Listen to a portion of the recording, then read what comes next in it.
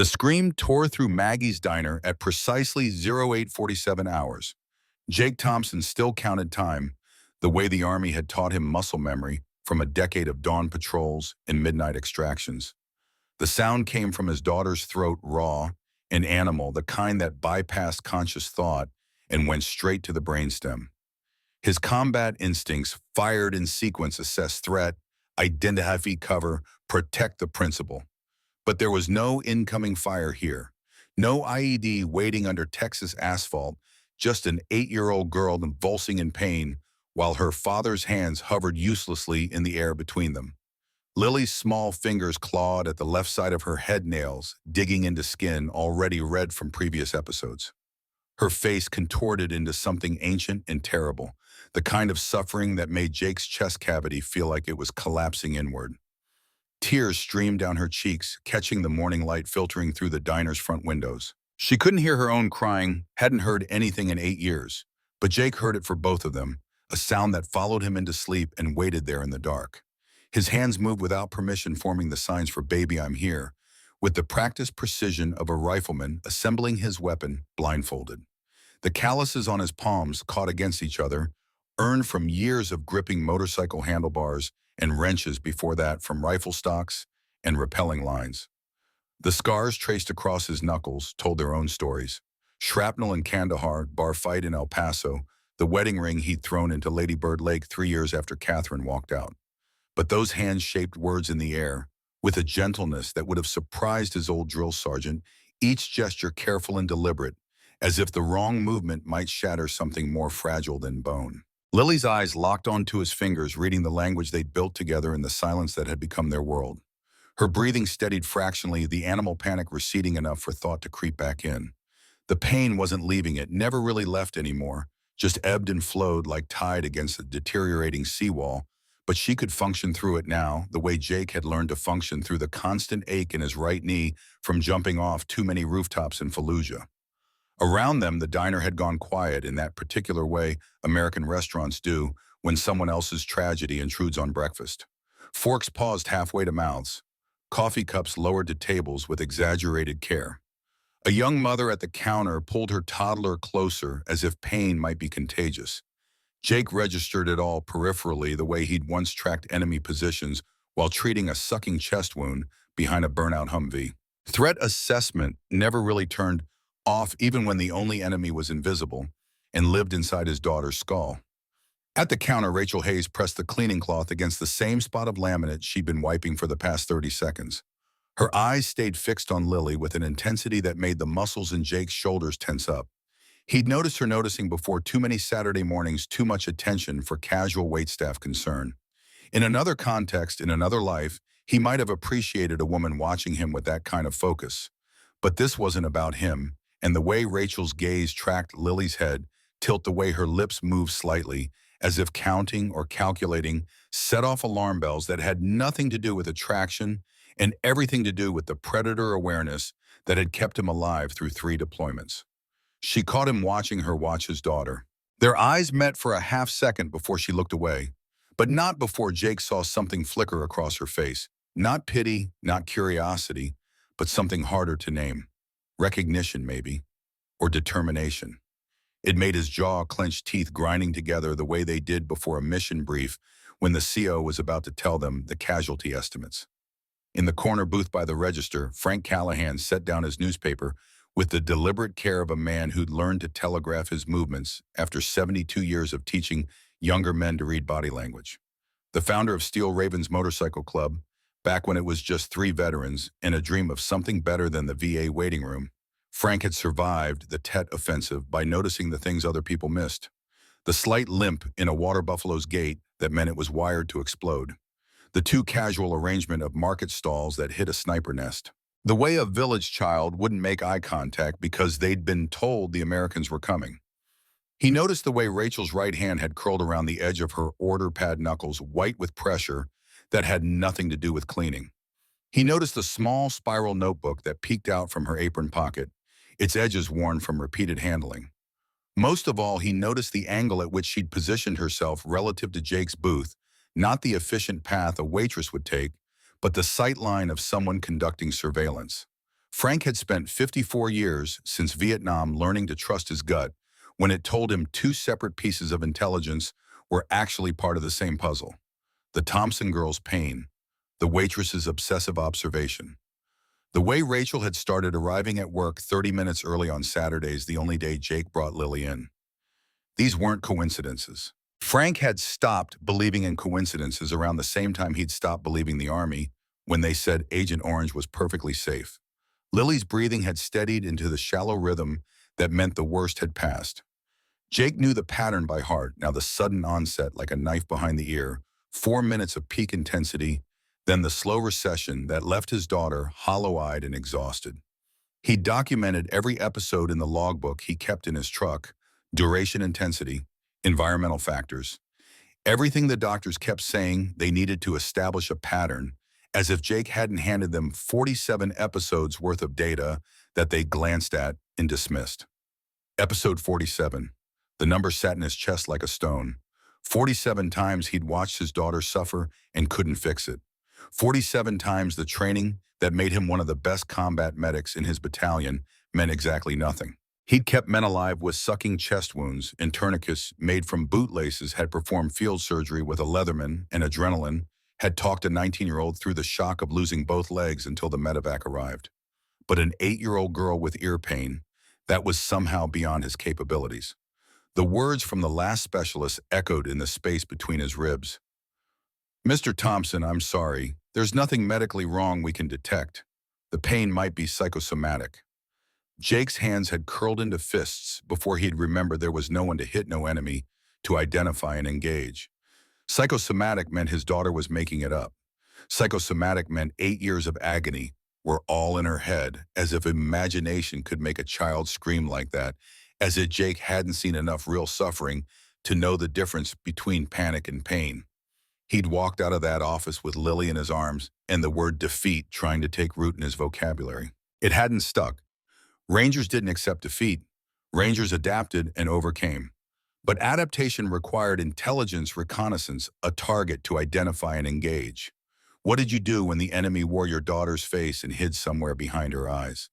Lily tugged at his sleeve, small hands still trembling from the aftershocks of pain.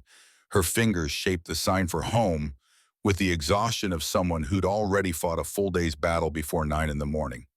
Jake glanced at their plates, pancakes untouched, his coffee growing cold, the Saturday morning breakfast ritual that was supposed to be normal, supposed to be the one thing he could give her that looked like other kids' lives. He signed back, 5 minutes, eat something first. The father in him needed to see her take in calories. The medic in him tracked her pallor and the slight tremor in her hands, and calculated dehydration, elevated cortisol, the physical toll of chronic pain on a developing body. Lily shook her head, signing not hungry with the firmness of someone who'd learned that arguing during the post-episode crash just prolonged the inevitable. She was right. Jake knew she was right.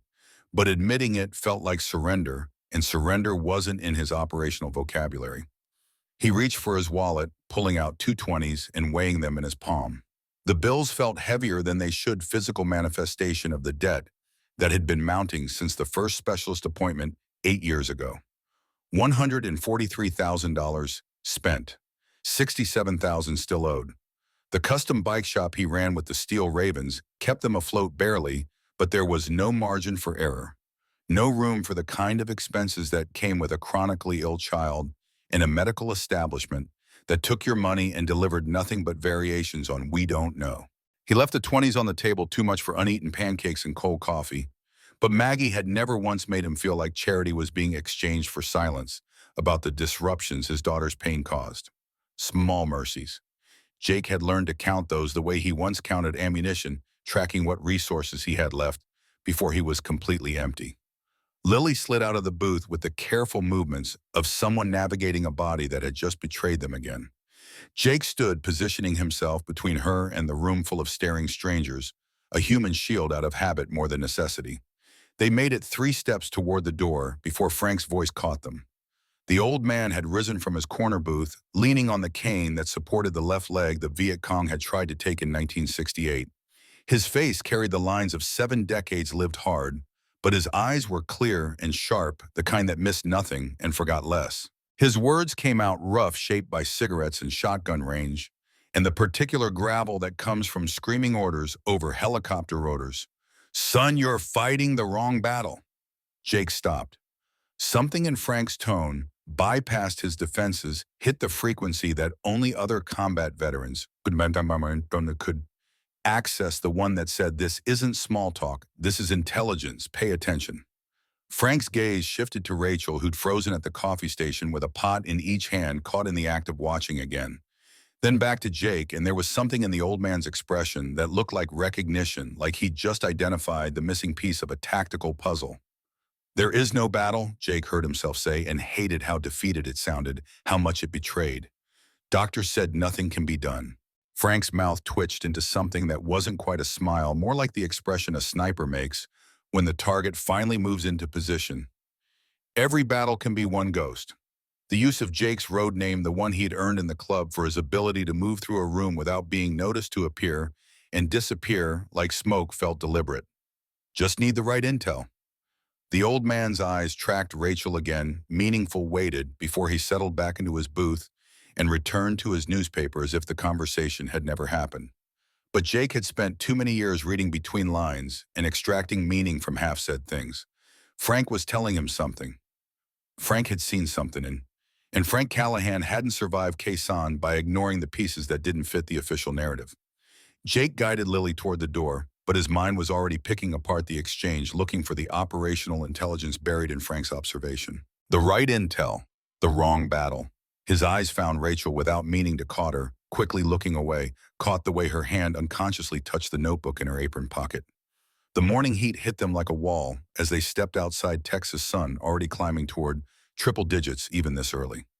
Jake's Harley sat in the handicapped spot. The club had gotten him the placard after the third time Lily collapsed in a parking lot medical necessity, overriding pride. He helped her into the sidecar they'd custom built, padded and cushioned, the one modification that had made her face light up the first time she saw it. Small victories. Jake counted those too. The engine turned over with a roar that Jake felt in his chest, mechanical thunder that drowned out thought. Lily's hands gripped the sides of the car, and for a moment, just a moment, the pain lines around her eyes smoothed out. She loved the bike, loved the wind and the movement, in the way the world blurred past. She couldn't hear the engine, but she could feel its vibrations traveling through metal and leather and bone, a different kind of language. Jake pulled out of the parking lot, but his rearview mirror car caught Rachel standing in the diner window, watching them leave with that same intense focus that had set off his alarms. Behind her, barely visible in the reflection, Frank raised his coffee cup in something that might have been a salute or might have been a signal. The right intel, the wrong battle. Jake tightened his grip on the handlebars and pointed the bike toward home, toward another day of managing pain and documenting episodes and counting resources he didn't have. But something Frank said kept circling in his head, refusing to be dismissed. The old man had looked at Rachel like she was the answer to a question Jake hadn't known he was asking. And Jake had learned in 22 months of combat across 3 deployments that Frank Callahan was usually right. The clubhouse sat on 5 acres of scrubland on the eastern edge of Austin, far enough from downtown that the city left them alone, close enough that they could reach it in 15 minutes when a brother needed backup. The main building had started life as a warehouse before the Steel Ravens bought it in 20, back when the club was just an idea and a hope that veterans could build something that didn't involve the VA or the government or anyone who wanted to turn their trauma into paperwork. Jake's private office occupied the back corner, windowless and quiet, the way he needed spaces to be, when the hypervigilance got too loud. The walls held the accumulated debris of leadership permits for the bike shop, insurance documents, rosters, with 43 names and phone numbers, the organizational chart that kept Steel Ravens legitimate in the eyes of the law and profitable in the eyes of the IRS. On his desk, next to the laptop that tracked their finances, sat the logbook. It was a simple thing, military-issue notebook with a green cover, the kind quartermasters handed out by the thousands for supply, tracking, and radio logs. Jake had gone through 4 of them over the years, each one filled with neat columns and careful documentation. The current volume started on page 1 with episode 1, January 12, 2017, and ran through 47 entries of increasing desperation disguised as clinical observation. He flipped it open to the last entry dated this morning before they'd left for breakfast. The column headers read like a medical chart: date, time, duration, intensity 110. Location of pain, associated symptoms, environmental factors, interventions, notes. 47 rows of data that added up to exactly nothing useful, at least according to the 23 specialists who'd reviewed it and found no pattern, no trigger, no explanation that fit their models of how ear pain was supposed to work. Jake had been a combat medic before he'd gone. Ranger spent 18 months patching bodies back together under fire before they'd tapped him for special operations. He knew how to read medical data. He knew that patterns meant something, that the body didn't randomly generate agony without cause. But knowing didn't translate to fixing, and every specialist appointment ended the same way. Sympathetic expressions tests that came back normal, bills that came back astronomical, and the slow understanding that they were giving up without saying the words. The last doctor, Dr. Weinstein at Austin Children's Hospital, recommended by 3 other specialists, $200 just for the consultation, had looked at Jake with the particular brand of pity reserved for parents of difficult cases and delivered the verdict: "Mr. Thompson, I've reviewed all the previous examinations, the MRIs, the CT scans, the genetic testing, the cochlear implant evaluation. There is no physical pathology we can identify. The hearing loss is real, profound bilateral sensorineural deafness with unknown etiology. But the pain," he'd pause there, choosing words carefully the way people do when they're about to suggest something offensive. "The pain episodes don't correlate with any structural abnormality. It's possible we're looking at a psychogenic component." Jake had felt his hands curl into fists on his thighs, nails digging into palms until the pressure created its own kind of clarity. Psychogenic, psychosomatic. Different words for the same accusation. Your daughter is making this up. Your daughter's pain isn't real.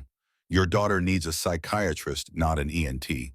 He'd kept his voice level, Ranger steady, the tone that had talked down hostile village elders and diffused checkpoint confrontations. "My daughter is 8 years old. I've watched her collapse from pain. I've seen her claw at her own head until she draws blood. I've documented 47 episodes over 18 months of increasing frequency and intensity. You're telling me that's all in her imagination?" Dr. Weinstein had shifted in his chair, retreating behind professionalism, the way Jake had once retreated behind cover fire. "I'm saying we've exhausted the diagnostic tools at our disposal. The pain is clearly real to her. But without a structural cause, our treatment options are limited to pain management and possibly psychiatric evaluation to address any underlying anxiety that might be amplifying her distress." Jake had walked out, hadn't said another word, just scooped Lily up from the waiting room and carried her out to the parking garage while she signed questions he didn't answer because he didn't have answers. 6 months ago that had been. 6 months since the last time he'd let a medical professional anywhere near his daughter. 6 months of managing it themselves, over-the-counter, pain medication that barely touched the episodes, heating pads, distraction techniques, the hollow comfort that at least they weren't spending money to be told they were wasting everyone's time. $143,000 spent. Jake had added it up 3 months ago when the collection agency called about the unpaid balance from the Dallas Pediatric Center.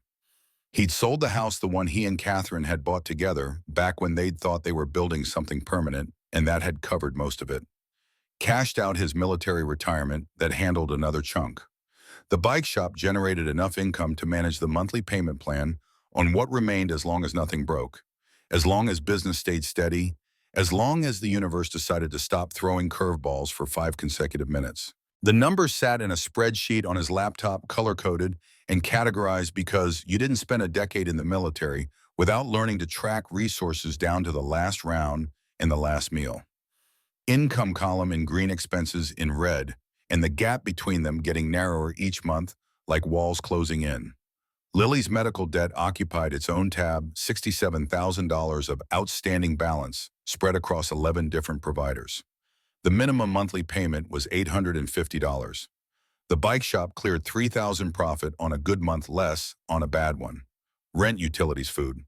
Lily's school expenses, the mandatory insurance that covered nothing useful, it added up to survival with no margin for error. Jake had done the math. At current rates, he'd have the medical debt paid off in 6 years. Lily would be 14. a teenager, having lived half her life in pain and silence because her father couldn't fix her and couldn't afford anyone else who would even try. His right hand reached for the desk drawer without conscious thought, muscle memory from 6 months of ritual. The bottle inside was prescription ibuprofen, his own medication from the knee injury, but that's not what he was reaching for. Behind it, hidden under insurance paperwork and tax documents, sat a small amber bottle with his name on it and a date from 3 weeks ago. Jake hadn't told anyone. Hadn't told Rocco, his VP and best friend, since they'd met in a Baghdad aid station. Hadn't told Frank, who'd been like a father since Jake's actual father had drunk himself to death 5 years back. Certainly hadn't told Lily, who was still a child, despite everything life had forced her to learn too early. The diagnosis sat in his chest like a stone stage, 2 pancreatic cancer detected during a routine physical that hadn't been routine at all. Just Jake finally admitting that the abdominal pain and unexplained weight loss weren't going away on their own. 18 months, the oncologist had said, maybe less, maybe a bit more, depending on how the chemo went. Treatment was an option. Always would be modern medicine's eternal optimism in the face of statistics that said otherwise. But treatment meant time in hospitals, meant Lily seeing him weak and sick, meant spending the last year or 2 of his life fighting a battle he'd probably lose anyway, instead of spending it with his daughter. Jake had taken the chemo pills, filled the prescription, brought them home, read the side effects list that looked like a war crimes tribunal. Then he'd hidden the bottle in his desk and tried to pretend the decision wasn't already made. 18 months. Time enough to get Lily to 10 years old almost. Time enough to establish guardianship with Rocco and his wife, get the paperwork filed, make sure his daughter had a home when he was gone. Time enough maybe to find someone who could do what he couldn't figure out, why a little girl had spent 8 years in agony and whether anything could be done about it. The knock on his office door snapped him back to the present, hand jerking away from the drawer like he'd been caught stealing. Rocco didn't wait for permission, never did, just pushed through with the casual authority of someone who'd earned the right to ignore boundaries. Marcus Rocco Delgado had the kind of face that made civilians nervous. Shaved head, 3-day stubble tattoos, visible on every inch of skin, not covered by his leather vest. Former Marine Force recon, the kind of special operations that made Rangers look tame. They'd met in a Baghdad aid station where Jake was treating a shrapnel wound and Rocco was bleeding all over everything while cracking jokes about the insurgent who'd gotten a lucky shot. 8 years of friendship since then, built on the kind of trust that only forms when you've seen each other at absolute worst and stuck around anyway. Rocco dropped into the chair across from Jake's desk with the boneless collapse of someone who'd been on his feet since dawn. His eyes tracked to the logbook, to the spreadsheet still open on Jake's laptop, to the barely visible tension in Jake's shoulders. Reading a situation was part of the skill set, knowing when your brother was holding together by threads alone. How bad was it? Rocco's voice carried the rough edges of someone who'd spent too many years breathing dust and gun smoke. 4 minutes, 12 seconds. Scale 7, maybe 8. Jake heard his own voice slip into mission report cadence, clinical and distant, the only way he knew how to talk about watching his daughter suffer. Subsided normally. She's home with Diane now, sleeping it off. Diane Martinez, married to their treasurer, Tank had become Lily's unofficial aunt over the years. She was good with kids, patient and warm, in the way Jake couldn't always manage when the frustration got too heavy. Having her around meant Lily had female presence in her life, something Jake couldn't provide, and Catherine had stopped trying to deliver 3 years ago when she'd packed her bags and moved to Oregon because watching their daughter suffer was too hard, too much, too constant. Rocco studied him with the kind of attention that missed nothing. Saw you talking to Frank at Maggie's. Looked intense. Jake's jaw tightened, involuntarily muscle memory of tension. He said, I'm fighting the wrong battle. Is he wrong? Rocco leaned back, fingers drumming on the chair arm, in the pattern that meant he was thinking, calculating. You've spent 8 years in a small fortune fighting doctors. Maybe the enemy's somewhere else. There is no enemy. Jake's hands spread flat on the desk, pressing down like he could physically anchor himself against the frustration rising in his chest. There's just my daughter in pain, and no one who can tell me why. Not no one. Rocco's eyes tracked to something over Jake's shoulder, And when Jake turned, he saw Frank standing in the doorway, leaning on his cane with that same expression from the diner, the one that said he knew something, had seen something, was about to change the tactical situation. The old man stepped into the office, movements careful but steady, the kind of deliberate motion that comes from navigating a body that had taken damage and rebuilt itself into something functional, if not whole.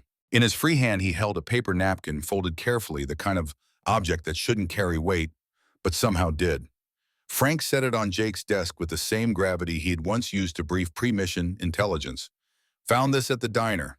Fell out of the waitress's apron when she was cleaning up after you left. Jake stared at the napkin like it might explode. Boom. Rocco leaned forward, curiosity overriding caution. Frank just waited patient as stone, letting them come to their own conclusions. The napkin unfolded under Jake's fingers to reveal handwriting, neat, precise, the kind of penmanship that suggested medical training, or at least the discipline of someone used to documentation. Numbers filled one side, dates, durations, angles. The header read LT observations, and below that a series of entries that made Jake's breath catch somewhere between his ribs and his throat. Episode 12, 37 degree and left tilt, 347 duration, intensity high, based on facial expression and grip strength, pattern consistent with previous observations. Episode 13, 36 degree and left tilt, 402 duration, highest intensity yet observed. Note angle variation may indicate progressive worsening of underlying condition. Episode 14, 37 degrees left tilt, 412 duration. Jake's hands were shaking. He couldn't remember the last time his hands had shaken, probably Baghdad, when the building came down and he'd spent 4 hours digging through rubble for his squad leader's body. But they were shaking now because someone had been watching his daughter. Someone had been documenting Lily's pain with the clinical precision of a trained observer. Someone had noticed something that mattered enough to track it over months. His voice came out rougher than intended, shaped by something that might have been hope or might have been rage, hard to tell the difference anymore. The waitress, Frank nodded, settling into the third chair, with the slow care of a man who'd learned to treat his body like equipment that needed maintenance. Rachel Hayes, 26, been working at Maggie's about 3 years, keeps to herself mostly, but she watches your girl like she's conducting surveillance. Is that supposed to make me feel better? Jake heard the edge in his tone, the threat assessment that came automatic when someone paid too much attention to Lily. Some stranger stalking my daughter. Not stalking. Frank's voice carried the weight of absolute certainty, the kind that came from decades of reading situations and people. Observing, different thing entirely. And before you go full protective Papa Bears, ask yourself, why would a waitress spend 4 months documenting a pattern that 23 medical professionals missed? Rocco picked up the napkin, squinting at the handwriting. These are detailed, really detailed. She's noting angles, durations, intensity markers. That's not casual observation. That's someone with training. Frank's eyes locked onto Jake's, deliberate and meaningful. Someone who knows how to read symptoms. Someone who sees what everyone else is missing.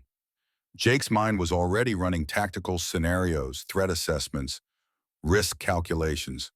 A stranger documenting his daughter's medical condition without permission. A civilian conducting surveillance on a minor. There were laws about that, procedures, reasons why his hands were curling into fists under the desk. But 23 specialists had looked at Lily and seen nothing. 23 trained professionals with expensive equipment and prestigious degrees had examined his daughter and delivered variations on "we don't know" or "nothing can be done" or "maybe it's all in her head." And here was a waitress with a napkin full of observations that included details Jake had documented in his own logbook. The consistent left side presentation, the specific angle of Lily's head tilt during episodes, the increasing duration over time. Someone was paying attention. Someone was seeing a pattern. Someone thought Lily's suffering mattered enough to track it, like intelligence, to document it, like it meant something beyond background noise in a busy diner. Frank's voice cut through Jake's internal debate with the precision of a blade finding the gap in armor. Son, I've been around long enough to recognize when someone's on a mission. That girl's on a mission. Question is whether you're smart enough to figure out what she wants before you scare her off with the overprotective father routine. My daughter's safety isn't a routine. Jake's words came out flat, final, the tone that ended conversations. No one's saying it is. Rocco's hands spread in the universal gesture of de-escalation, the same one they'd used on countless checkpoint confrontations when things got tense. And one wrong move could turn a situation lethal. But Ghost Man, think about it. When was the last time anyone paid attention to Lily like she mattered, like figuring out her pain was worth their time? 8 years ago, Jake's mind supplied automatically. Before the diagnosis that ended hope. Before Catherine gave up and left. Before he'd run out of insurance coverage and medical options and the capacity to believe that help existed somewhere beyond the next specialist's office. Frank shifted forward in his chair, weight settling onto his cane as he prepared to stand. You don't have to trust her. Hell, you don't even have to like her. But that girl saw something 47 episodes ago, and she's still watching, still tracking, still paying attention when everyone else stopped trying. In my experience, that kind of dedication means something. He levered himself upright, movement slow but steady, and moved toward the door. Then he paused, glancing back with an expression that looked like memory, like wisdom earned through decades of watching young men make the same mistakes over and over. You know what I learned in Nam Jake? Sometimes the answer ain't in the fire base. It's in the village. Sometimes the intel you need comes from the least likely source. And sometimes his eyes found Jake's and held them with the weight of absolute conviction. Sometimes you have to trust that the people paying attention are the ones who can actually help. The door closed behind him, leaving Jake and Rocco in the heavy silence that followed. The napkin sat on the desk between them, innocuous, and loaded a piece of evidence that changed calculations. Rocco broke first, leaning back with the kind of sigh that meant he was about to say something Jake wouldn't want to hear. So what's the play? His fingers drummed that thinking pattern again. You gonna talk to her? Jake stared at the napkin, at the careful documentation of his daughter's suffering, at the proof that someone, a stranger, a civilian, a waitress with no medical authority and no reason to care, had seen Lily as more than a difficult case or a lost cause. The military part of his brain was already planning the approach, considering vectors and tactics and how to extract intelligence from a potentially hostile source. The father part was just desperate, clinging to the possibility that someone might know something that mattered. Frank's right. And the admission felt like failure, and hope twisted together into something he couldn't name. I've been fighting doctors for 8 years. Maybe it's time to try a different battle. Rocco's expression shifted into something that might have been relief or might have been concern, hard to tell with him. Sometimes, you want backup? No. Jake folded the napkin, carefully creasing it along the same lines Frank had used, preserving the evidence. This is recon. One operator, low profile, no backup until I know what we're dealing with. And if she's crazy, if this is just some fixation, then I walk away, Jake thought, but didn't say. Because the alternative, that Rachel Hayes had seen something real, had identified something the specialist missed, had spent 4 months documenting a pattern that might actually mean something. That alternative was too fragile to speak aloud, too vulnerable to survive the weight of expectation. Instead, he said, then I've wasted an afternoon. Won't be the biggest waste I've managed this year. Rocco stood, moving toward the door with the easy grace of someone comfortable in their body despite what war had done to it. He paused at the threshold, hand on the frame. For what it's worth, I think Frank's onto something. Girl like that doesn't track patterns for fun. She's looking for something. Maybe she found it. After he left, Jake sat alone in his office with the napkin and the logbook and the spreadsheet full of debt. The afternoon light slanted through the high windows, painting everything in shades of amber that made the dust motes visible, made the air feel thick and heavy like humidity before a storm. Somewhere in the building, he could hear the sounds of the bike shop, power tools, and music, and the easy camaraderie of brothers who'd found purpose in chrome and leather and the open road. Jake had built this. Not alone, never alone. The club was predicated on brotherhood, but he'd been the vision, the driving force, the one who'd convinced a dozen veterans that they could create something legitimate and profitable and meaningful. Steel Ravens Motorcycle Club wasn't a gang, wasn't criminal, wasn't the stereotype that made civilians lock their car doors. It was family built from shared trauma community service with an edge, the kind of brotherhood that understood what it meant to come home from war and find that home didn't fit anymore. And now the same instincts that had built this, the willingness to trust unusual intel, to look for answers in unexpected places, to believe that solutions existed outside official channels, those same instincts were telling him that a waitress with a napkin full of observations might be the most important tactical asset he'd encountered since his last deployment. He pulled out his phone, opened a browser, typed Rachel Hayes, Austin, Texas, into the search bar. The results came back sparse: of Facebook profiles set to private, a LinkedIn showing incomplete nursing degree from UT Austin. Nothing criminal, nothing concerning, just the digital footprint of someone who'd existed quietly without making waves. The nursing degree caught his attention, explained the clinical precision of her observations, suggested training that hadn't converted to credentials but might have left useful skills behind. The student debt would be significant. Nursing programs weren't cheap, and dropping out meant carrying the financial burden without the income to offset it.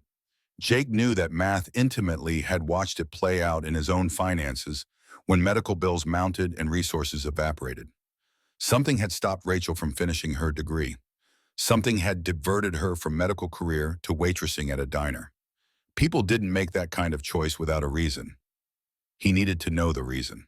Needed to understand what motivated someone to document a stranger's child with clinical precision over 4 months of Saturday mornings. Needed to assess whether Rachel Hayes was an asset or a threat, whether her observations meant something or nothing, whether trusting a civilian with his daughter's well-being was tactical genius or desperation masquerading as strategy. The logbook sat open to episode 47. Jake's handwriting filled the columns with the same information Rachel had tracked: left side pain, approximately 37-degree head tilt, 4 minutes and 12 seconds duration, high intensity, based on Lily's physical response and recovery time. 2 different observers, 2 sets of documentation arriving at identical conclusions. In military intelligence, when 2 independent sources confirmed the same data, it moved from possible to probable, from speculation to something you could build operational plans around. Confirmation mattered. Redundancy mattered. The ability to cross-reference and verify mattered more than credentials or authority. Rachel Hayes had confirmed his observations. She'd seen what he'd seen. And apparently she'd seen something more, something worth tracking over months, something that made her believe the pattern mattered. Jake closed the logbook, powered down his laptop, stood with the kind of deliberate motion that came from making a decision he wasn't entirely comfortable with, but couldn't avoid. The afternoon had eroded into early evening while he'd sat here weighing options and calculating risks. Lily would be awake by now, probably helping Diane with dinner, probably wondering why Daddy hadn't come home yet. He needed to see his daughter, needed to look at her and remember what was at stake, why every decision mattered, why the desperation clawing at his chest wasn't weakness, but the appropriate emotional response to watching your child suffer without being able to fix it. Tomorrow he'd find Rachel Hayes. Tomorrow he'd get answers. Tonight he'd be a father present and focused, giving Lily the one thing he could actually provide: his attention, his presence, the knowledge that she wasn't alone, even in the silence that had become her world. The Steel Ravens clubhouse emptied slowly as evening approached, brothers heading home to families or out to wherever Saturday night took them.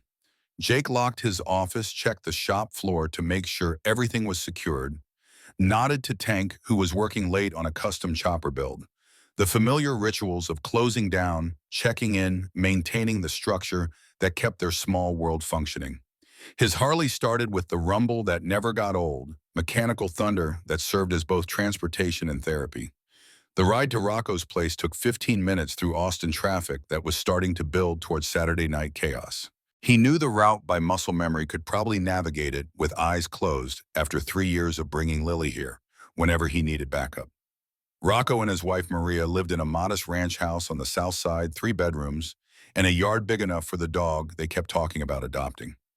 Maria answered the door with flour on her hands and the kind of smile that made Jake remember what family was supposed to feel like before everything fell apart. Lily was in the kitchen, sitting at the counter with a coloring book spread in front of her tongue between her teeth in concentration. She looked up when Jake entered, and the way her face transformed from focused to delighted pain lines smoothing out in genuine happiness that look sustained him through days that felt like they had no bottom. She signed, "Daddy, you're home, home." Not his home, not anymore, but wherever Lily was, had become home by default. Jake signed back, "Miss me," and got a vigorous nod that made her ponytail bounce. Maria wiped her hands on a towel, moving to the stove where something smelled like garlic and tomatoes and comfort. She helped make dinner. Well, she colored while I made dinner, but same thing. Lily held up her coloring book, showing off a picture of a motorcycle that she'd filled in with shades of blue and purple that motorcycles definitely didn't come in.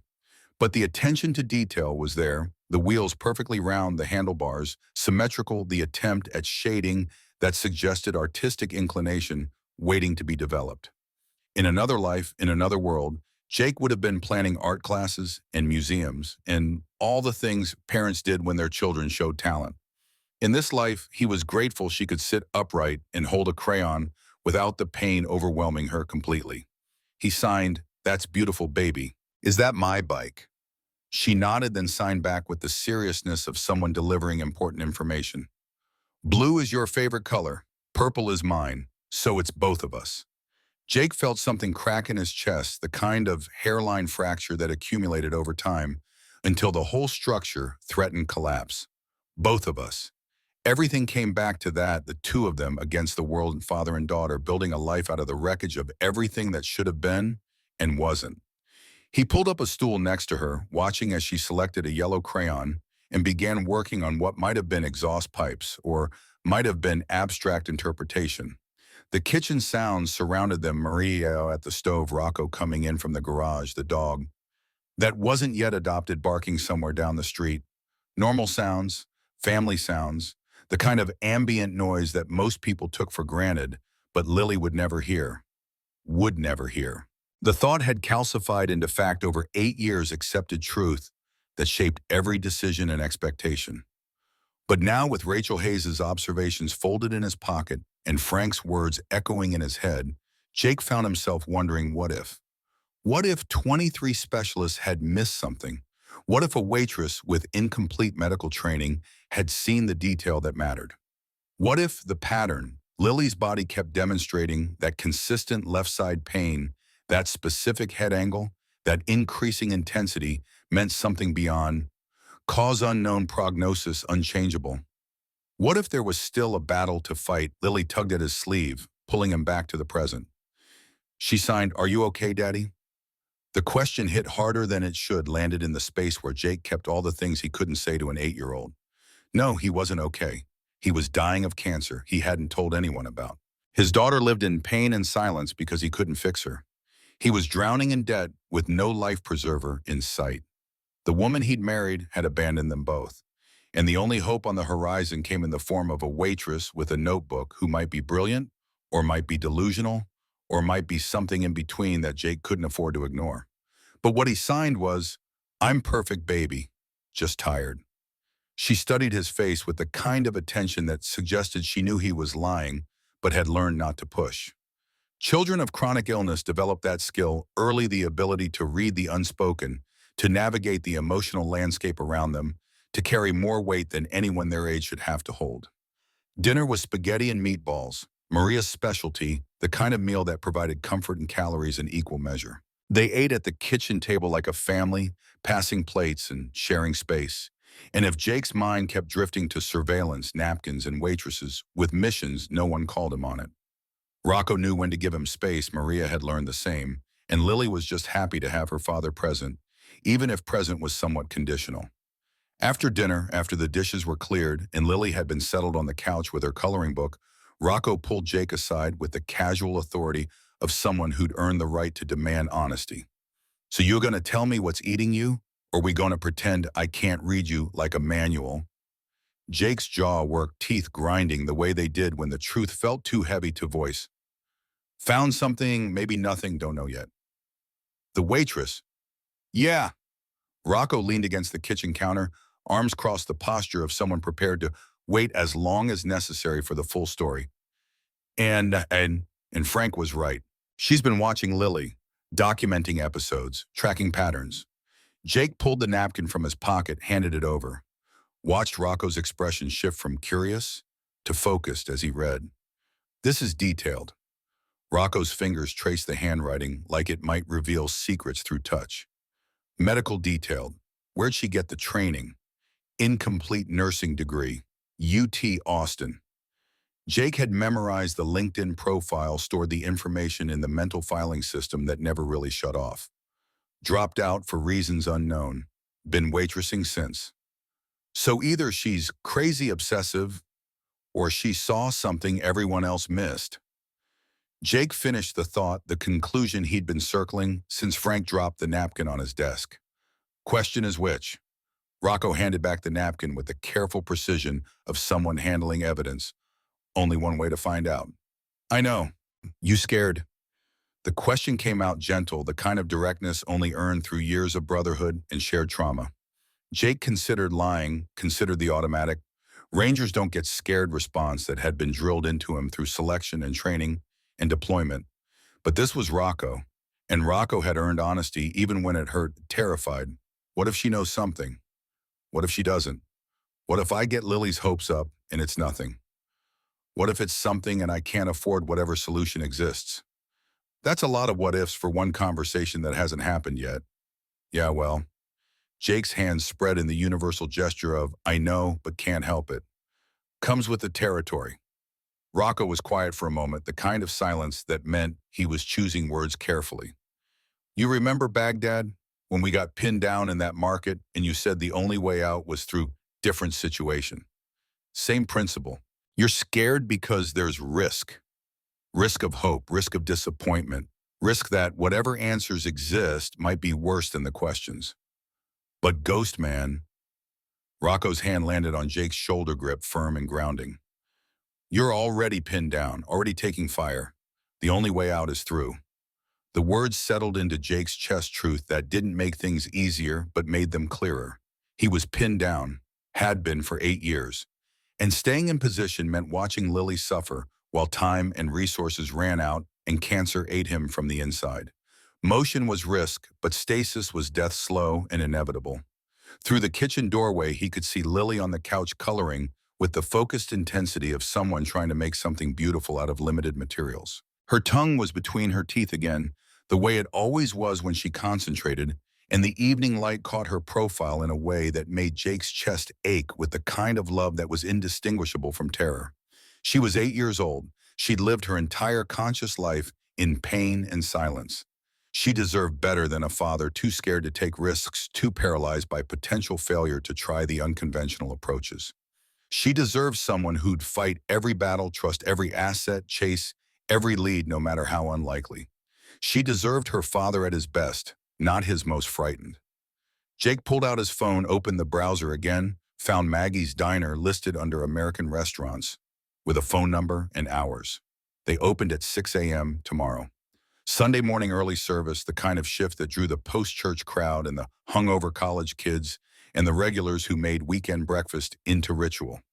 Rachel Hayes would be there. The napkin evidence suggested she worked Saturdays and Sunday would follow the same pattern if she was on the regular weekend rotation. Jake could show up early, catch her before the rush, have the conversation that might mean everything or nothing. The only way out is through. He looked at Rocco. Tomorrow morning, 6 a.m., I'm going to talk to her. You want backup? No, just... Jake searched for the right words, the ones that captured what he needed without making him sound weaker than he already felt. Just watch Lily for me. If this goes wrong, if I'm reading this wrong, I need to know she's safe. Always. Rocco's response came immediate, absolute, the kind of oath that needed no elaboration. She's family. We protect family. Family. The word carried weight beyond DNA, and legal documents encompassed the brotherhood they'd built from shared trauma and mutual understanding. Steel Ravens wasn't just a motorcycle club. It was the family Jake had chosen when his blood family had failed him, the support structure that made survival possible when everything else fell apart. Whatever happened tomorrow, whether Rachel Hayes turned out to be savior or dead end, Jake knew he wasn't fighting alone. The knowledge didn't make the fear easier, but it made it manageable, survivable, something he could carry into the next battle. He spent another hour at Rocco's place watching Lily color and helping Maria clean up and existing in the temporary peace of normal Saturday evening routines. When Lily started yawning, he carried her out to the bike, settled her in the sidecar with the careful attention he'd give to handling explosives. The ride home was quiet, traffic thinning as evening settled into night, Austin's lights painting the world in neon and shadow. Their apartment, his apartment really, but theirs sounded better occupied the second floor of a building near the clubhouse. Small, affordable, the kind of place that didn't ask questions when rent was occasionally late. Lily had her own room decorated with posters she couldn't hear the music from and art supplies she used to transform silence into color. Jake's room held a bed and not much else monastic in its simplicity, the way spaces got when you were too tired to care about comfort. The bedtime routine was ritual carved from repetition. Lily brushed her teeth while Jake checked locks and windows. Old security habits from deployment that had never really faded. She changed into pajamas covered in cartoon motorcycles that Maria had found at a thrift store. Jake tucked her in, signing "I love you," the way he did every night, the gesture as automatic as breathing. She signed back, "Love you too, Daddy. Tomorrow will be better." The optimism of children who hadn't learned yet that tomorrow often looked exactly like today, that hope was expensive and disappointment came cheap. Jake signed, "Tomorrow will be perfect," because what else could he say? That he was terrified. That hope felt like betrayal of all the previous disappointments. That he was dying and running out of time to make anything better. He left her door cracked open, light from the hallway spilling in because complete darkness made her anxious. Made him anxious too. Truth be told, the kind of hypervigilance that never really shut off, that needed to see threats coming, even when the threats were imaginary. His own room felt smaller than usual, walls pressing in with the weight of decisions unmade and conversations pending. Jake sat on the edge of his bed, pulled the napkin from his pocket, studied Rachel's handwriting in the lamplight like it might reveal secrets under proper examination. Episode 14, 4 minutes, 12 seconds, 37 degrees. Left side, always left side, consistent presentation that should have meant something to someone with proper training and diagnostic tools. Tomorrow morning, he'd find out if it meant anything at all. Tomorrow morning, he'd meet Rachel Hayes and ask the questions that might change everything, or might confirm that hope was just another word for prolonging denial. The only way out is through. Jake folded the napkin, placed it on his nightstand next to the logbook and the bottle of chemo pills he kept meaning to take. 3 objects that defined his current existence: documentation of his daughter's suffering, evidence of someone who might have answers, and medication for a death sentence he hadn't accepted yet. He lay back, stared at the ceiling, and tried not to think about what came next. But his mind had other ideas, running tactical scenarios and worst-case planning and all the ways tomorrow could go wrong. Eventually, somewhere between midnight and dawn, exhaustion won over anxiety, and Jake slipped into something that might have been sleep or might have been just the absence of conscious thought. When his alarm went off at 05:30, he was already awake, had been for an hour lying in the dark and counting the ways this conversation could end badly. But the only way out was through and through, started now. Dawn came to Austin the way it always did in late summer, slow and heavy heat, already gathering in the pavement before the sun cleared the horizon. Jake's Harley rumbled into Maggie's parking lot at 05:57 hours, 3 minutes ahead of schedule, because rangers showed up early or didn't show up at all. The diner's neon sign buzzed in the pre-dawn gray, casting pink shadows across empty booths visible through the front windows. Rachel's beat-up Honda Civic sat in the staff section, Texas heat having long ago faded the paint from blue to something closer to primer. Jake registered the detail automatically. Vehicle maintenance neglected, suggested financial strain, supported the incomplete degree in student debt hypothesis. Intelligence gathering never stopped, and even when the target was a waitress who might hold answers he desperately needed. He killed the engine, sat in the resulting silence, and tried to remember the last time his hands had felt this unsteady. Kandahar, maybe the night before his first solo medevac under fire. Or the delivery room when Lily was born, not breathing those 30 seconds before her first cry, when the entire universe held its breath. Fear came in different flavors, but the physical symptoms stayed consistent. Elevated heart rate, shallow breathing, the copper taste of adrenaline in the back of his throat. The diner door opened before he reached it. Rachel stood in the frame coffee pot in one hand, the other twisted in her apron, the way people did when nervous energy needed somewhere to go. She'd been watching for him, Jake realized. Had seen his bike pull in, recognized it, understood that this wasn't a casual breakfast run. Her voice came out steadier than her hand suggested. "Mr. Thompson, you're early." Not a question, not surprise, just acknowledgement of fact, the kind of observation that confirmed she'd been expecting this conversation eventually. Jake moved past her into the empty diner, letting the air conditioning wash over him like a tactical advantage-controlled environment. No civilians, nowhere for either of them to hide behind social niceties. "We need to talk." His words landed flat, Ranger direct, stripped of anything that might soften the demand. "About my daughter, about why you've been watching her." Rachel's fingers tightened on the coffee pot knuckles, going white against the glass. For a moment, Jake thought she might deny. It might retreat behind customer service training and plausible deniability. Then her shoulders dropped fractionally, some internal decision made, and she gestured toward the corner booth, the one where he and Lily always sat, where Rachel had conducted 4 months of surveillance while pretending to wipe tables. She poured 2 cups of coffee without asking, slid into the seat across from him with the careful distance of someone unsure whether they were about to be thanked or arrested. The early morning light caught her face at an angle that made the exhaustion visible. Dark circles, worry lines, the physical toll of carrying something heavy for too long. "I wasn't stalking her." Rachel's hands wrapped around her coffee cup like it might provide structural support. "I know how it looks, but I swear I wasn't." "Show me." Jake cut through the justification with the precision of someone who'd interrogated enough subjects to know that explanations came later, evidence came first. "Show me what you've been tracking." Rachel hesitated, then reached into her apron and pulled out a spiral notebook worn at the edges from constant handling. She placed it on the table between them, like evidence at trial, something that could condemn or exonerate depending on interpretation. The pages fell open to reveal columns of data, dates, times observations, sketches of head angles, and pain responses. Jake recognized his own logbook structure, mirrored back at him the same clinical documentation he'd been maintaining for 18 months. But Rachel's notes went further, included details he hadn't thought to track: environmental factors, what Lily had been eating, barometric pressure readings, the specific angle of sunlight through the windows. Context he'd dismissed as irrelevant data point as she'd preserved on the theory that everything might matter when you didn't know what mattered yet. 4 months. Rachel's voice carried the weight of confession, of secrets finally spoken aloud. "I noticed the first episode in March. The way she tilted her head, always the same angle, always the left side. It reminded me of." She stopped, swallowed hard, started again. "My little brother, he had something similar. Different cause, but the presentation was close enough that I couldn't stop noticing."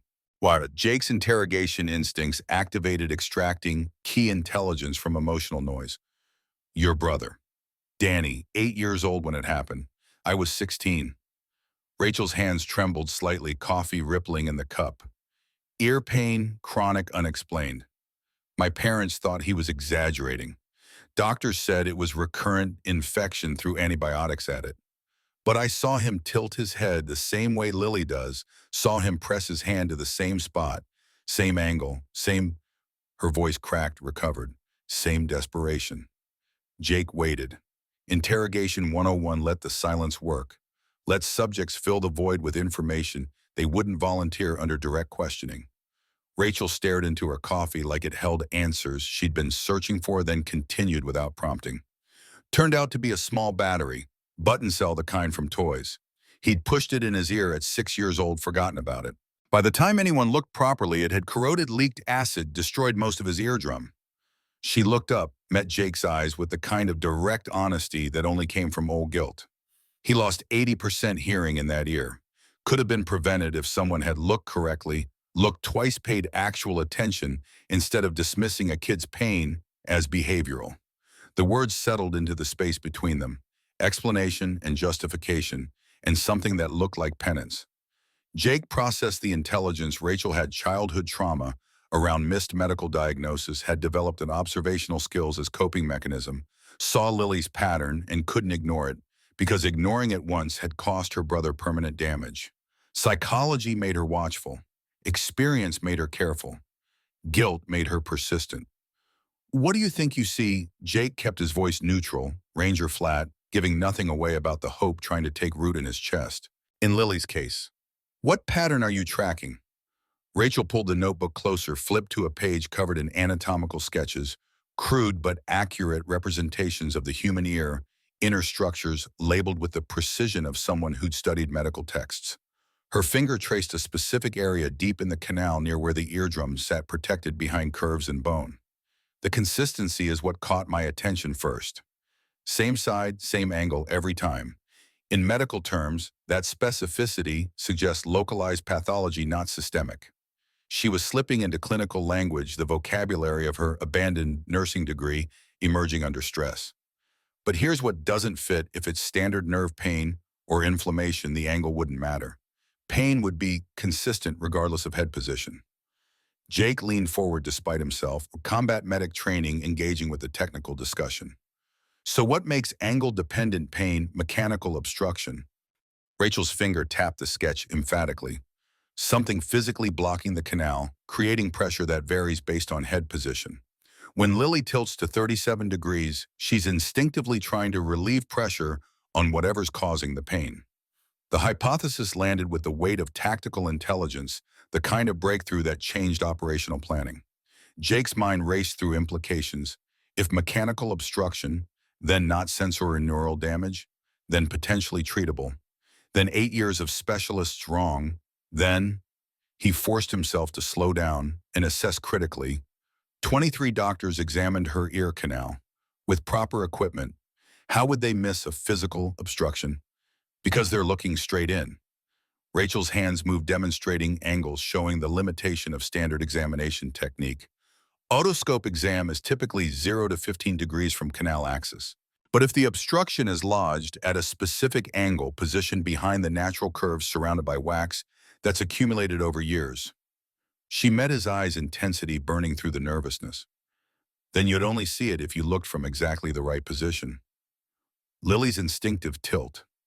37 degrees, the angle that provides fractional relief because it slightly reduces pressure. Rachel's conviction was absolute, the certainty of someone who'd spent months analyzing data and testing hypotheses. Mr. Thompson, I'm not a doctor.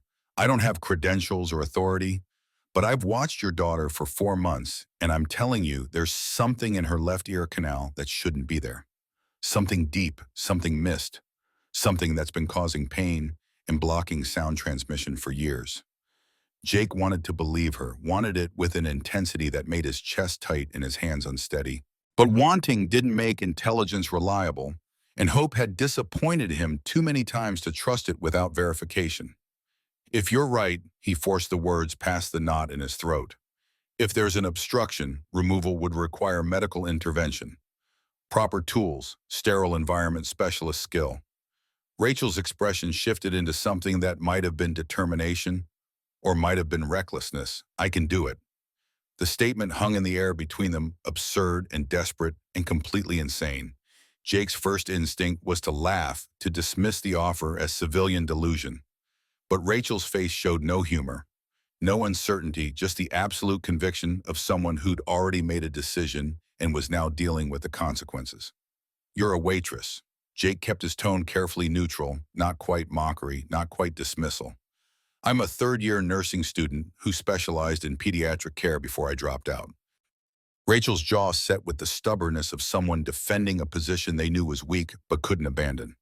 I've assisted with ear canal procedures. I know the anatomy, and most importantly, her hand pressed flat against the notebook. I've done this before. Your brother. My nephew, actually. Danny's son, 8 years later, different object, but same presentation. Bead Lodge deep doctors kept missing it because standard angles didn't show it. Rachel's voice carried the weight of earned experience of crisis managed and disaster averted. I spotted it during a family dinner, used my phone flashlight, saw exactly what the pediatricians had missed. Helped the specialist remove it 2 days later.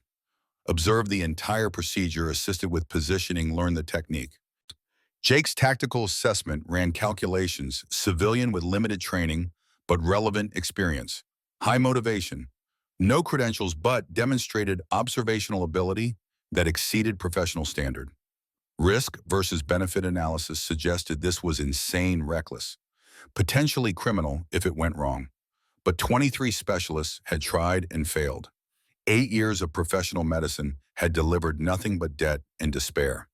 And sitting across from him was someone who looked at his daughter and saw a solvable problem instead of a lost cause. The only way out is through. Jake pulled out his phone, set it on the table, opened to a photo of Lily sleeping, face peaceful in the rare moments between pain episodes. He turned the screen toward Rachel, let her see what was at stake, not a case study or interesting medical puzzle, but a little girl who deserved better than the hand genetics and bad luck had dealt her. If you're wrong, his voice came out rougher than intended, shaped by fear and hope in equal measure. If you hurt her, if you make things worse, there's no authority or law that will protect you from me. Understand? Rachel met his eyes without flinching. If I'm wrong, I'll deserve whatever comes. But Mr. Thompson, her hands spread flat on the table, palms up, gesture of openness and honesty. I've watched your daughter suffer for 4 months. I've documented her pain, tracked her patterns, seen her try to be brave when brave isn't enough. I wouldn't be here, wouldn't be saying this if I wasn't absolutely certain I can help her. The conviction in her voice bypassed Jake's tactical assessment and hit something deeper, the part of him that was just a father, desperate and running out of options, willing to try anything that offered even fractional hope. He'd jumped out of airplanes and cleared buildings under fire and performed field surgery with inadequate supplies, all because the mission required it and failure wasn't acceptable. This was just another mission. Higher stakes, different battlefield, but the same fundamental calculation: risk, doing nothing versus risk, doing something, and nothing had been slowly killing them both for 8 years. Not here. Jake stood, decision made, commitment absolute. We do this at the clubhouse. Controlled environment, proper setup, my people present. You bring your equipment, I bring my daughter, and we find out if you're brilliant or crazy. Rachel nodded, hands already moving to untie her apron. Wentkin. Today, now, before I lose my nerve or remember why this is the worst idea I've had since Fallujah. The Steel Ravens clubhouse on Sunday morning carried the particular silence of veterans sleeping off Saturday night, rooms full of brothers who'd found peace in chrome and leather when nothing else worked. Jake's Harley rumbled through the gate at 0742 hours, Rachel's Honda following at careful distance, two vehicles moving toward a confrontation that would either change everything or confirm that hope was just another word for prolonged suffering. Rocco met them at the main entrance, already awake, despite the early hour, coffee in hand, an expression carefully neutral, as he assessed the civilian woman following his president. Jake had called ahead, brief tactical update that suggested backup might be necessary. Let Rocco draw his own conclusions about what kind of backup and why. This her, Rocco's question carried no judgment, just the need for situational awareness. Rachel Hayes, nurse, maybe. Jake gestured between them, minimal introduction, because time felt suddenly short and words felt increasingly inadequate. She thinks she can help Lily. Rocco's eyes tracked to Rachel, reading her body language, the way Marines learn to read potential threats. You sure about this? Jake wasn't sure about anything except that standing still meant watching his daughter suffer and doing nothing meant accepting defeat. But what he said was, Frank thought she was worth listening to. That's enough for now. The old man materialized from the clubhouse interior with the silent appearance that had given him his Vietnam nickname Ghost, before Jake inherited the title, before a generation passed and the mantle shifted to younger shoulders. Frank's cane tapped against concrete as he approached, studying Rachel with the intensity of someone conducting battlefield assessment. You're the waitress. Not a question, just confirmation of intelligence already gathered. Rachel straightened under the scrutiny. Yes, sir. Don't sir me. I work for a living. Frank's mouth twitched into something that might have been approval. You think you can fix Jake's girl? I think there's something in her ear that shouldn't be there. I think I can remove it. Rachel's voice stayed steady despite 3 veterans staring at her like she was unexploded ordnance. I can't guarantee it will restore her hearing, but I can guarantee that leaving it in place means continued pain. Frank studied her for another long moment, then nodded once decisively. Good enough. Let's not keep the child waiting. The medical room occupied the back corner of the clubhouse, converted storage space that had become improvised aid station for brothers who couldn't afford proper emergency rooms or didn't trust civilian hospitals. Tank maintained it with the obsessive attention to detail that came from being a Navy corpsman, supplies restocked and organized, equipment sterilized and ready for use. He was already there when they arrived, having received whatever abbreviated communication Rocco had transmitted. 6'4" of tattooed muscle and medical training Tank commanded respect through presence alone, the kind of intimidating that made civilians nervous and brothers grateful. His eyes assessed Rachel with professional interest, rather than suspicion, cataloging her confidence level and equipment preparedness. Rachel set her bag on the exam table, worn medical kit that had seen better days, contents organized with the precision of someone who'd learned to work with limited resources. She pulled out supplies one by one, laying them in sequence tweezers of varying sizes, sterile solution gauze, an otoscope that looked outdated but functional, LED flashlight documentation camera. This is what you've got. Tank's question carried no criticism, just tactical assessment of available resources. It's what I can afford. Rachel's honesty bypassed defensiveness. But it's clean, it's functional, and I know how to use it. Jake watched the exchange, watched Tank and Rachel fall into professional shorthand, medical practitioners speaking the language of procedures and protocols that civilians didn't understand. Something in his chest eased fractionally, not relief, not yet, but the recognition that Rachel wasn't entirely alone in this, that Tank's presence provided backup if things went wrong. Rocco touched Jake's shoulder, gentle pressure that suggested private conversation needed. They stepped into the hallway out of Rachel's earshot, and Rocco's expression shifted from neutral support to barely contained concern. "Ghost man, you know this is crazy, right?" He kept his voice low, brotherly, rather than challenging. "Letting some random civilian perform medical procedures on your kid." Jake's hands curled into fists. Reflexive tension against words he'd already thought himself, "You got better options?" "Because I'm fresh out. I got the option where we take Lily to an actual hospital, get actual doctors involved." Rocco's frustration bled through despite obvious effort at control. "Not trust some waitress playing surgeon in our clubhouse." Actual doctors gave up. Jake heard his voice crack, recovered it through force of will. "Actual hospitals took my money and delivered nothing except variations on sorry, nothing we can do. So yeah, maybe this is crazy. Maybe I'm desperate enough to trust a stranger with observation skills that 23 specialists lacked. But at least she's trying." Rocco opened his mouth to argue, then stopped, expression shifting as he registered something in Jake's face, or posture, or the barely controlled desperation bleeding through every word. His hand moved to Jake's shoulder again, grip firmer this time, anchoring. "Okay." Simple word complex meaning. "Okay, we do this, but I'm staying, Tank's staying, and if anything goes wrong, you get Lily to the ER and I deal with consequences." Jake met his best friend's eyes with the kind of honesty that only existed between brothers who'd seen each other at absolute worst. "This is on me, Rocco. My call, my responsibility." "Your call, our backup." Rocco's grip tightened briefly before releasing. "That's how brotherhood works." They returned to the medical room where Rachel had finished her setup, supplies arranged in surgical sequence on a sterile field. Tank stood by with emergency equipment ready, face professionally neutral, but body language suggesting he wasn't entirely convinced this was the best idea anyone had ever had. Frank had settled into the corner chair, came propped against the wall, observer status that came with decades of earned wisdom.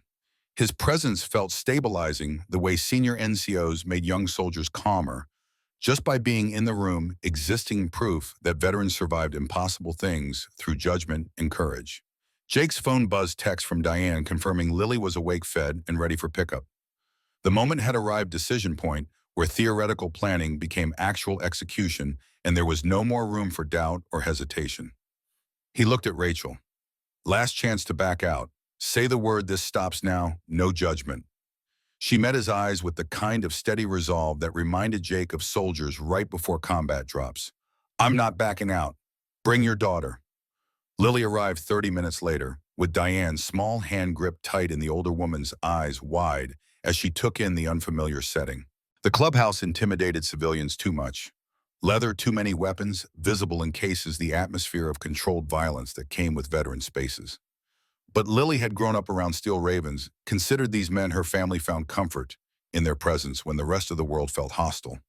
Jake knelt to her, level hands forming signs that had become their private language. "Remember I said someone might be able to help with the pain?" Lily's eyes tracked to Rachel, assessing the stranger with the careful attention of a child who'd learned early that adults made promises they couldn't keep. Her hands shaped the question, "Is she a doctor?" She's someone who sees things doctors miss. Jake kept his signing slow, deliberate, making sure Lily understood every word. She thinks there's something in your ear, something that's been causing pain. She wants to look, see if she's right. Will it hurt? Small hands, simple question loaded with 8 years of medical trauma and broken promises. Jake forced himself to answer honestly. Maybe, but not like the pain episodes. Different kind of hurt, the kind that means fixing things instead of things being broken. Lily studied Rachel again longer this time, some internal calculation running behind those watchful eyes. Then her hands moved, signing with the firmness of someone who'd made a decision. Okay, she can look. Relief and terror hit Jake simultaneously, knocking the breath from his chest. He'd expected resistance, expected fear, expected having to convince his daughter to trust a stranger with her body and well-being. But Lily had spent 8 years in pain, and apparently pain had taught her that any chance at relief was worth the risk. Rachel approached slowly, moving into Lily's line of sight before speaking so the child could read her lips. Her hands formed basic signs, not fluent but functional, suggesting she'd studied enough ASL to communicate. Hi, Lily, I'm Rachel. Your dad says you've been very brave. Lily's expression flickered with something that might have been surprise at the signing, might have been cautious hope. Her hands responded, Are you going to fix me? I'm going to try.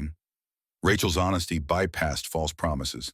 I think I know what's causing your pain, but I need to look first, make sure I'm right. Is that okay? Lily glanced at Jake, seeking confirmation, finding it in his nod. Then back to Rachel. Okay. The setup took 15 minutes, positioning Lily in the exam chair they'd borrowed from Tank's friend at the urgent care clinic, adjusting height and angle, making sure she could see both Jake and Rachel without strain. Jake stood where Lily could grip his hand, providing anchor point and escape route if this went wrong. Rocco operated the documentation camera, capturing angles and procedures in case they needed evidence later. Tank hovered with emergency supplies, ready to intervene if medical crisis developed. Rachel washed her hands with the obsessive attention to sterile technique that suggested her nursing training had stuck despite the incomplete degree. She pulled on gloves, positioned the otoscope, took several deep breaths like a soldier preparing for combat. Jump. Lily, I'm going to look in your left ear now. It might feel weird, but it shouldn't hurt. If it does hurt you, squeeze your dad's hand really hard and I'll stop immediately. Understand? Lily nodded, small face set with determination that looked too old for 8 years. Rachel inserted the otoscope, adjusting angle and depth with careful precision. Jake watched her face, tracking micro-expressions that suggested discovery or confusion or nothing at all. Seconds stretched into minutes while Rachel examined, repositioned, examined again from different vectors. Then she froze. Her breath caught audibly. When she looked up, her eyes carried the kind of intensity that came from intelligence. Confirmed hypothesis proven. Mr. Thompson, I need you to look at this. She repositioned the otoscope, adjusted the angle to 37 degrees, Lily's instinctive tilt, and guided Jake's eye to the viewing lens. The ear canal appeared normal, at first standard curves and shadows that Jake had seen in countless medical examinations. But as his eye adjusted to the angle, as his brain processed the specific light refraction, he saw it deep in the canal, nearly touching the eardrum, a mass that didn't belong. Dark brown, irregular surface, but with underlying structure that wasn't tissue, wasn't wax, was something foreign and solid and wrong. Jake's hand tightened on Lily's without meaning to. She squeezed back, reading the tension, understanding that something had changed. Rachel's voice came quiet but absolutely certain. That's it. That's what's been causing the pain. And Mr. Thompson, she paused, making sure he heard this, understood the implications. That's what's been blocking sound transmission. Remove that, there's a chance her hearing comes back. A real chance. Hope detonated in Jake's chest like an IED, sudden and devastating, ripping through the careful emotional control he'd built over 8 years of disappointment. His vision blurred before he could stop it, tears he hadn't cried since Catherine left, trying to force their way out. What is it? His voice came out rough, barely functional. Can't tell for sure without extraction, but based on size and position, my best guess is a foam earplug. Small, compressed, covered in 8 years of wax accumulation. Rachel pulled back, giving Jake space to process. The body tried to encapsulate it, it grew tissue around it, which is why it didn't work its way out naturally. and why every examination missed its standard angle doesn't show its standard equipment isn't powerful enough to see through the wax buildup. An earplug. 8 years of his daughter's suffering, 8 years of pain and silence, and medical debt, all because of a piece of foam small enough to fit in a child's ear canal. The absurdity of it hit Jake like incoming fire, random and devastating and completely preventable if anyone had just looked correctly. Can you remove it? The question came out steady despite the earthquake happening in his chest. Rachel's expression shifted into something between determination and fear. Yes, but there are risks. If it's adhered to, the eardrum removal could cause damage. If it breaks apart, pieces could lodge deeper. If infection has developed around it, we might need antibiotics afterward. And Mr. Thompson. She made sure he was listening, made sure he understood. I'm not a doctor. I don't have surgical privileges. If something goes wrong, we'll need to transport to a hospital immediately, and you'll need to explain why you let a waitress perform medical procedures on your minor child. The risks lined up like enemy positions on a tactical map. Jake assessed them with the cold logic of mission planning. Worst-case scenario meant emergency transport and potential legal consequences. Best case meant his daughter's pain ended and maybe possibly her hearing returned. 8 years of worst-case scenarios. Time to risk the best case. Do it. His words carried the finality of command decision, no room for doubt or revision. Lily, baby. He signed as he spoke, making sure she understood, despite the mask of determination replacing Rachel's earlier nervousness. Rachel's going to try to take the thing out. It's going to be uncomfortable. But she'll be very careful, and I'll be right here the whole time. If you need to stop, you tell me, and we stop. Understand? Lily's hands formed the sign for ready, with the resolution of someone who'd been preparing for this battle their entire life without knowing what they were fighting. Rachel moved with the focused efficiency of someone running on training and instinct. She selected precision tweezers from her kit, sterilized them twice, positioned her phone's LED flashlight for optimal illumination. Tank handed her a sterile saline emergency clotting agent within reach, full field medic mode activated. The extraction took forever and no time at all. Rachel narrated each step, voice steady despite hands that trembled, fractionally. Inserting tweezers now, moving past first curve, second curve, contact with object, getting purchase on edge, beginning extraction. Lily whimpered one small sound of discomfort that made Jake's entire body tense for intervention. But she didn't squeeze his hand hard, didn't signal stop, just endured with the kind of courage that made her father's chest ache with pride and terror. It's moving, slowly, don't want to break it apart. Rachel's focus had narrowed to absolute precision, world reduced to millimeters and angles. Coming clear of canal, almost got it. The object emerged into light, gripped carefully in tweezers covered in dark wax but unmistakably recognizable. Jake's breath stopped. Because Rachel was right, it was an earplug, standard military-issue foam earplug, the kind they had handed out by the thousands during the deployment, the kind Jake had gone through dozens of over 3 tours, the kind he'd lost one of in 2016. Memory hit like shrapnel. Lily, at 8 months old, teething, grabbing everything in reach while Jake unpacked his deployment bag. He'd been exhausted, jet-lagged, not paying proper attention. Hadn't noticed one earplug missing. Hadn't thought to check. Oh God. The words escaped before Jake could stop them. That's mine. That's my army earplug. She must have grabbed it, put it in her mouth when she was teething. Rachel's expression shifted to understanding, gentle, without pity. Toddlers put everything in their mouths, in their ears. It's developmental behavior, completely normal. You couldn't have known.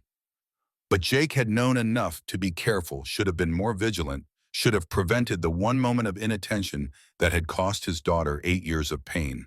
The guilt crashed over him in waves, drowning out Rachel's words, drowning out everything except the reality that he'd done this. His carelessness had caused everything. Then Lily squeezed his hand hard, urgent, demanding attention. When Jake looked down, her face had transformed from focused endurance to wide-eyed confusion. Her free hand moved to her left ear, touching gently, expression suggesting something had fundamentally changed. Rachel leaned back and otoscope repositioned. I need to check for remaining debris. Sometimes these objects fragment. She examined carefully adjusting angles, and Jake watched her face cycle through concentration to surprise to something that looked like concern. When she pulled back, her expression confirmed his worst fear. There's another piece, smaller, deeper, right against the eardrum. Rachel set down the first extraction, already selecting finer tweezers. The plug broke apart at some point, probably years ago. The first piece came out relatively clean, but this second fragment, she met Jake's eyes with absolute honesty. This one's going to be significantly harder. It's adhered to the drum itself. One wrong move could rupture it. Tank stepped closer, medical assessment overriding civilian deference. Maybe we should stop here. First piece is out, that alone should reduce pain significantly. Transport to a hospital. Let ENT specialists handle the rest with proper equipment. Rachel nodded slowly. That's probably the safe call, the smart call. Jake looked at Lily, saw her watching their faces, reading the conversation through lip movement and body language, even without hearing the words. Her hands formed signs that stopped his heart. Is there more thing inside? He signed back honest because she deserved honesty, yes. Smaller piece, harder to reach. Take it out. Lily's signing carried the firmness of command, not request. Baby, it's dangerous. If something goes wrong, it's already wrong. Her small hands shaped words with the kind of profound understanding that 8 years of suffering had taught her. Take it out now. Fix it now, please, Daddy. Jake's chest felt like it was caving in, collapsing under the weight of decision. Every tactical instinct screamed for caution, for proper medical intervention, for refusing to let a civilian attempt high-risk extraction in a motorcycle clubhouse. But Lily's eyes held absolute determination, and she'd earned the right to choose how her own body was treated after 8 years of enduring treatments that went nowhere. He looked at Rachel. Honest assessment. Can you do this? Rachel's hands were shaking now, adrenaline and fear overriding training, but her voice came steady. I think so. 70-30 odds. But Mr. Thompson, if I fail, if I damage the eardrum, we're talking permanent hearing loss, not just continued deafness, but potential damage that even surgical intervention couldn't repair. What if you don't try? Jake forced himself to ask the harder question. What happens to that fragment over time? Continued pain, possible infection, potential for the body to encapsulate it permanently, making future removal impossible. For Rachel's clinical assessment delivered without sugarcoating, eventually it might cause enough damage that surgical removal becomes necessary anyway, but by then the drum might be too compromised for hearing restoration. Damned if they did, damned if they didn't. But doing nothing meant accepting Lily's pain as permanent, and Jake had spent 8 years refusing to accept that diagnosis. He wasn't starting now. You get one shot. His words came out final, immutable. If it doesn't come clean, if you feel any resistance that suggests drum damage, you stop immediately. Agreed. Rachel nodded, hands already switching to the finest tweezers in her kit, instruments designed for microsurgery and precision work. She positioned Lily, carefully adjusted lighting, took several deep breaths that suggested she was talking herself through this. The second extraction took 8 minutes that felt like hours. Rachel narrated, less focusing entirely on the delicate manipulation required to separate adhered tissue from foreign object without causing damage. Lily sat perfectly still, small body rigid with effort, hand gripping Jake's until his fingers went numb. Twice, Rachel stopped, withdrew, repositioned, tried different angles. The third attempt found purchase, began the microscopic process of working the fragment free. Sweat beaded on Rachel's forehead. Tank's hands hovered near emergency supplies. Rocco's camera captured everything, evidence that would either vindicate or condemn them all. Then Rachel whispered, "Got it. It's moving." Slowly, very slowly. The fragment emerged millimeter by millimeter, smaller than the first piece, but darker, covered in material that looked organic and wrong. It came free with a final gentle tug, and Rachel immediately flushed the ear canal with sterile saline, checking for bleeding, checking for damage, checking for anything that suggested they'd just made everything irreparably worse. Her hands moved with the careful precision of someone conducting damage assessment after combat. 30 seconds. A minute. When she finally pulled back, her face carried cautious relief. Clean extraction, No visible perforation, minor inflammation, but that's expected. Rachel set down her instruments with hands that finally showed the tremor she'd been suppressing. We should still follow up with ENT, get proper evaluation, but she looked at Jake with something that might have been triumph or might have been disbelief. I think we did it. I think she's clear. Jake's world narrowed to his daughter's face, watching for reaction, for any sign of what this meant. Lily sat frozen, eyes wide and unfocused, like her brain was trying to process something it didn't have framework for. Then her face transformed. Confusion shifted to shock. Shock to wonder, wonder to something so profound it didn't have a name. Her hands flew to both ears, pressing against them, like she was trying to confirm they existed. Her mouth opened in a gasp that she clearly heard based on the way her eyes went even wider. Lily, Jake's voice came out barely functional. Baby, what? The question died as Lily's expression cycled through emotions faster than Jake could track. She turned her head slowly, like discovering the world for the first time. The hum of fluorescent lights. Tank shifting his weight boots, scuffing against concrete. Rocco's quiet breathing. The distant sound of traffic outside. Her hands moved to sign, but stopped halfway like the gesture was suddenly inadequate. Then her mouth-shaped words she'd learned but never heard herself speak. I can hear. In 3 words. Simple statement of fact. But the way Lily's face transformed as she spoke them, the way she clearly registered the vibration and sound of her own voice emerging into space, it shattered something in Jake's chest that had been holding together through pure willpower. Say that again.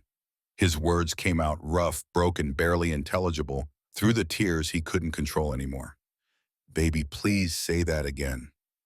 Lily's eyes locked onto his face, seeing her father for the first time in her conscious memory, while simultaneously hearing him. Her voice came out stronger, more confident, testing this new ability. Daddy, I can hear you. I can hear your voice. Jake pulled her into his arms, holding his daughter, while she experienced sound for the first time in 8 years, while her brain rewired itself around sensation that had been absent since she was 8 months old. She was crying. He was crying. Probably half the room was crying, because watching a child discover hearing was witnessing the kind of miracle that veterans stopped believing in after enough war. What does it sound like? Lily's voice carried wonder and confusion. Your voice, Daddy. What does it sound like? Jake couldn't answer, couldn't form words past the emotion lodged in his throat. But Rocco stepped forward, his rough voice gentled by the moment. It sounds like love, sweetheart. That's what fathers sound like. Lily pulled back from Jake's embrace, hands still touching her ears, like she needed constant confirmation this was real. She turned slowly, testing different sounds. The fluorescent lights, her own breathing, the creak of the exam chair. Each new sound triggered visible reaction, brain cataloging and processing information it had never received before.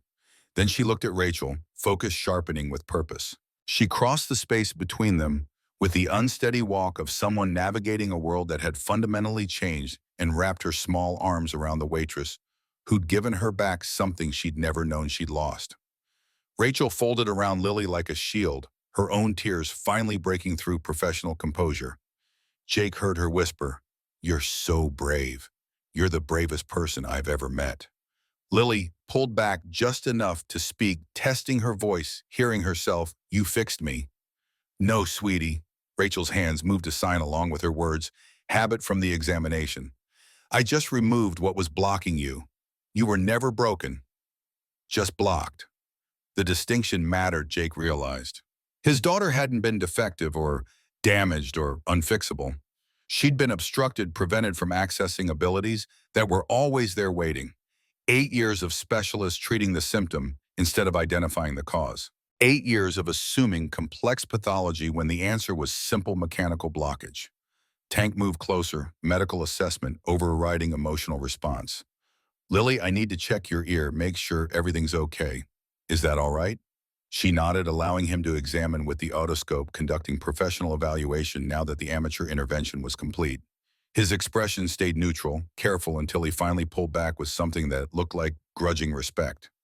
"Clean extraction, no perforation, no significant bleeding, minimal trauma to canal walls." He looked at Rachel with the kind of assessment that came from medical professional evaluating civilian capability. "You did good work. Risky as hell, but good. Frank's voice, carried from his corner position, weighted with 7 decades of earned wisdom. Sometimes good work requires risk. That's what separates those who act from those who just talk about acting. The room settled into cautious relief, adrenaline ebbing now that the crisis had resolved without disaster. Jake felt Lily's hand find his small fingers gripping tight, anchoring them both in the reality that this was real. This was happening. They had actually done something impossible. But Rachel's expression had shifted from relief to concern, her medical training evidently overriding celebration. Mr. Thompson, we should still get Lily to an ENT specialist. Proper follow-up, make sure there's no infection developing, assess the extent of hearing restoration. This isn't over yet. Jake nodded, combat medic training, agreeing with the assessment, even as his father's heart wanted to pretend this moment could last forever. Reality meant follow-up care and professional evaluation, and all the logistics of managing a medical miracle that had happened in a motorcycle clubhouse instead of a hospital. But right now, watching Lily discover sound with the wonder of someone encountering magic, Jake let himself believe that maybe, just maybe, the impossible had happened.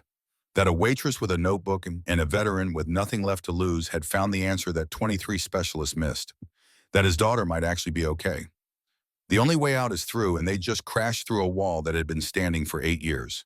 The emergency room at Dell Children's Medical Center received them with the efficient chaos typical of Sunday afternoon trauma influx.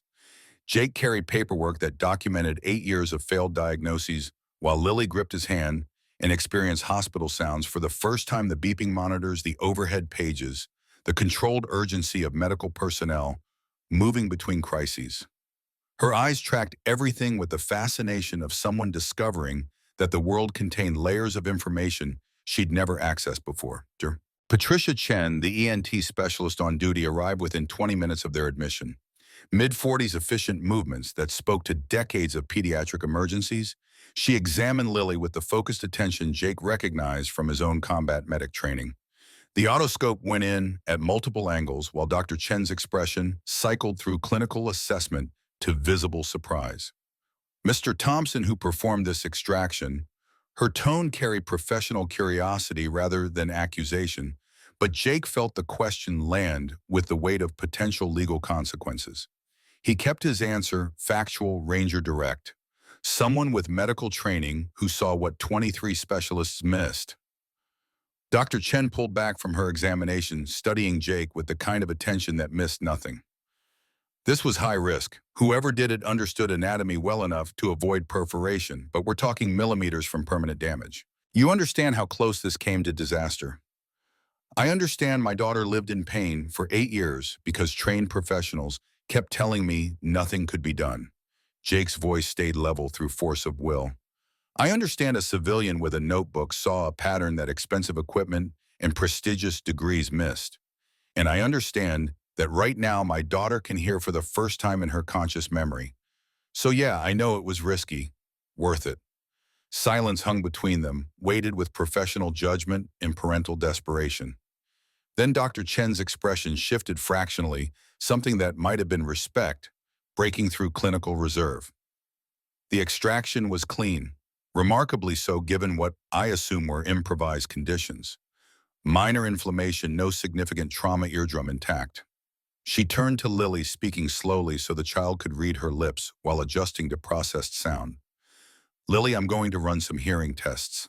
Find out exactly what your ears can do now. Is that okay? Lily nodded, small face serious with the weight of understanding that this moment determined everything. The audiometry booth looked intimidating: soundproof walls, complex equipment, the clinical atmosphere of judgment and measurement.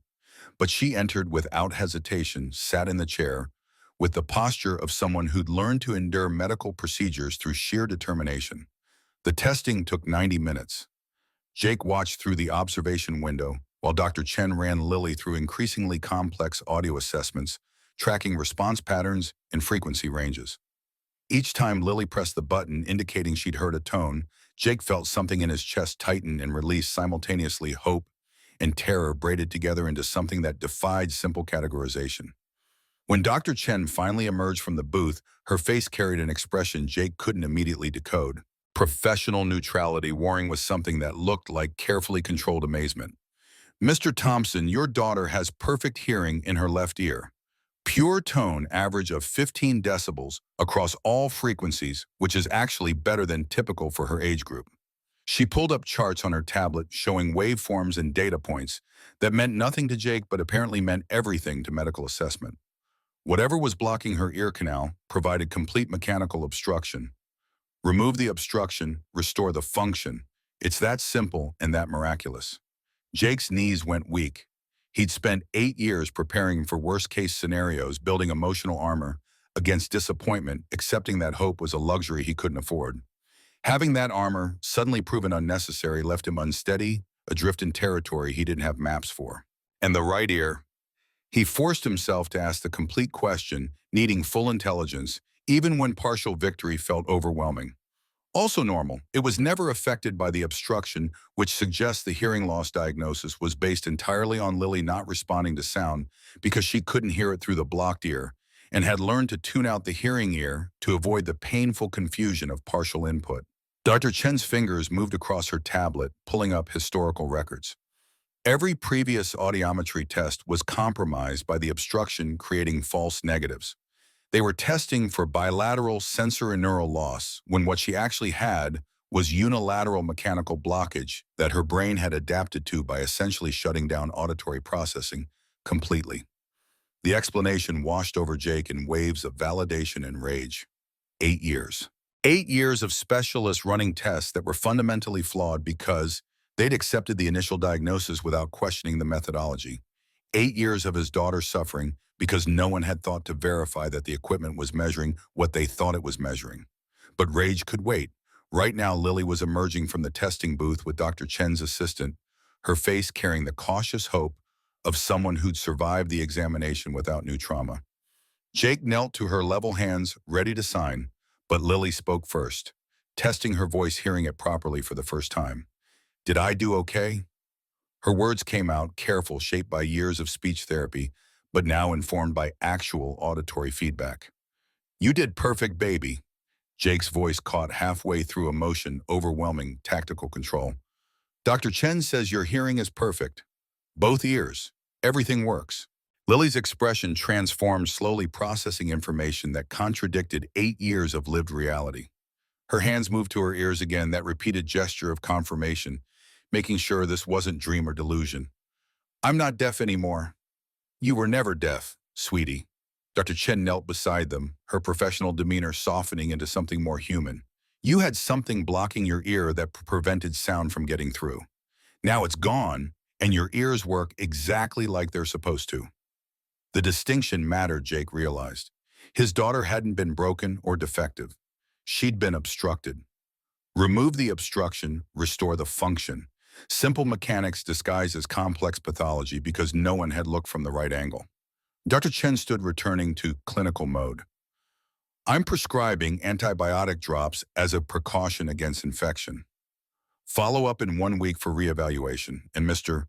Thompson, her eyes found his with the weight of professional obligation. "I need the name of whoever performed this extraction. Not for legal action, but because they demonstrated observational skills and technical precision that frankly surpass standard practice. We need to understand how a civilian caught what specialists missed." Jake considered the request, weighed consequences and obligations.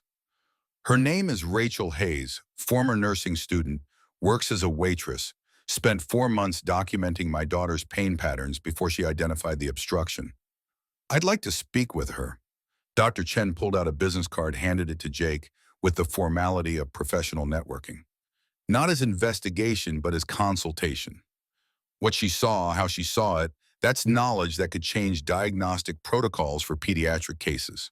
The card went into Jake's pocket, another piece of evidence in a growing file that suggested Rachel Hayes had done something more significant than saving one child.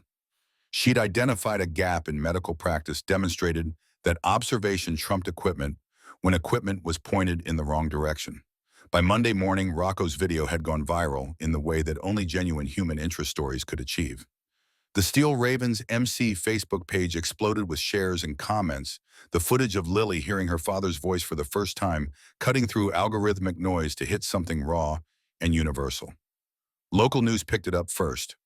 Austin waitress performs medical miracle, then regional, then national networks calling for interviews and background. Jake's phone rang constantly, media requests and well-wishers and veterans from other clubs reaching out with variations on the same message. If it could happen to Ghost's daughter, maybe it could happen to others. Maybe unexplained childhood hearing loss wasn't as permanent and mysterious as the medical establishment claimed. Rachel's phone did the same. She arrived at the clubhouse Tuesday afternoon looking shell-shocked, still wearing her Maggie's Diner uniform, because she'd come straight from a shift where customers had recognized her from the news coverage. Jake met her in the parking lot, noting the exhaustion in her posture, the way her hands twisted together with nervous energy. "Mr. Thompson, I need to apologize." The words tumbled out before Jake could speak. "I never meant for this to go public. Rocco's video, the media attention, I just wanted to help Lily, not create some circus around it." Jake's hand rose to stop the apology. "Don't. You gave my daughter her hearing back. You saw what no one else saw. The attention is just noise. Focus on what matters. What matters is that your family has privacy, that Lily doesn't become some poster child for medical miracles." Rachel's conviction came through despite obvious exhaustion. "I talked to 3 news stations this morning, told them all the same thing. Lily's case was unique, specific circumstances, not a general solution to childhood deafness. But they don't care about nuance. They want the feel-good story. Then we give them something else." Frank's voice carried across the parking lot, the old man approaching with Tank and Diane in his wake. "We give them a mission." The strategy session happened in the clubhouse war room, the same space where they'd planned the extraction, now hosting tactical discussion about something bigger. Frank laid out the framework with the precision of someone who'd conducted countless mission briefs. If Lily's case demonstrated that conventional diagnosis could miss mechanical obstructions, how many other children might be suffering from similar misdiagnosis? Chen had estimated during a follow-up call that morning roughly 2,000 children in the United States diagnosed with unexplained hearing loss annually. If 10 to 15% represented missed obstructions rather than true sensorineural damage, that meant 200 to 300 children who could potentially hear again if someone looked correctly. That's 200 families living what you lived. Frank's words landed with the weight of moral imperative. 200 kids suffering what Lily suffered. We have the knowledge now. Question is whether we have the courage to do something about it. Jake stared at the numbers scrawled on the whiteboard, his combat medic training automatically calculating resources and logistics. Free secondary examinations would require medical equipment, trained personnel, facilities insurance, legal protection. The startup costs alone would be astronomical. But Steel Raven's MC had money. Not wealth, not excess, but the accumulated resources of 43 brothers who'd built legitimate businesses and contributed monthly dues for exactly this kind of mission. They'd always framed the club as family and community service, supporting veterans, helping brothers in need, giving back to a society that hadn't always given back to them. This was that mission, scaled up and weaponized against institutional failure. How much are we talking? Rocco's question cut through tactical abstraction to practical reality. Tank had done preliminary research, pulled numbers from medical suppliers and insurance providers. 200,000 startup, equipment facility, rental liability coverage, staffing for first 6 months. After that depends on volume and whether we can get grants or donations. $200,000. The number sat in the room like ordnance, dangerous and necessary. Jake knew the club's financial situation intimately. He managed the books, tracked income and expenses, knew exactly how much breathing room they had between operational costs and reserve funds. They could do it, would drain reserves, would require every brother to commit to increased fundraising, would stretch them financially for years. But they could do it. Put it to a vote. Jake's words carried presidential authority, the finality of someone prepared to stake his leadership on this decision. Full club meeting tonight. Every brother present, every voice heard. We commit to this, we commit completely. No half measures. The meeting convened at 1900 hours 43. Steel Ravens assembled in the main hall with the gravity typical of decisions that defined what the club stood for. Jake presented the facts without embellishment. Lily's case, the potential for similar cases nationwide, the opportunity to create something permanent that would outlive any individual brother. He finished with the number startup costs, ongoing expenses, projected timeline for sustainability. Then he stepped back and let the Brotherhood decide. Tank spoke first, his corpsman training making him natural medical authority. I've seen too many veterans come home broken because the military didn't look hard enough at their injuries. Saw too many guys diagnosed with PTSD when they actually had traumatic brain injuries that needed different treatment. Same problem, conventional wisdom, missing the actual pathology. If we can prevent that for kids, prevent even one family from going through what Ghost's family went through, I say we do it. Rocco stood next, VP authority, carrying weight beyond individual opinion. Ghost nearly broke himself trying to save his daughter, financially, emotionally, physically. He kept fighting when everyone said to give up. That's what this club stands for, fighting when others quit. I vote yes. The votes came in sequence, each brother standing to voice position and reasoning. Some expressed financial concern. Others questioned whether this was mission creep, whether a motorcycle club should be getting into medical intervention. But the majority landed on the same fundamental position. They had the resources, the knowledge, and the moral obligation to act. The final tally: 39 in favor, 4 abstaining, 0 against. Jake felt something shift in his chest, pride and purpose, braiding together into resolve. This wasn't just about Lily anymore. This was about creating infrastructure that would outlast any individual contribution, that would keep functioning after he was gone, after the cancer took him. The thought surfaced, unwanted reminder of the diagnosis he still hadn't shared. The chemo pills still hidden in his desk. 18 months, maybe less. Time enough to build the foundation, establish the program, make sure it could survive without him. Time enough to leave something permanent behind. They named it Second Listen Foundation, registered as 501c3 nonprofit. Within 3 weeks, partnered with Dr. Chen, who agreed to serve as medical director in exchange for research opportunities. The mission statement was simple: provide free secondary examinations for children diagnosed with unexplained hearing loss, train medical professionals in angle-dependent examination techniques, fund research into diagnostic methodology that might prevent future missed cases. The first clinic opened in a converted office space near the clubhouse, donated by a landlord who'd lost his own daughter to medical negligence and understood the mission viscerally. Rachel left her waitress job to become full-time program coordinator, her nursing background, and Lily's case making her the natural face of the operation. Dr. Chen trained her staff in the examination protocol they'd developed: patient positioning, light angles, documentation standards that captured what standard otoscope exams missed. Jake threw himself into the logistics with the focused intensity of someone running out of time. Fundraising rides, grant applications, partnership negotiations with other MC clubs across Texas who wanted to support the mission. The work consumed 16-hour days, left him exhausted in ways that had nothing to do with cancer and everything to do with purpose.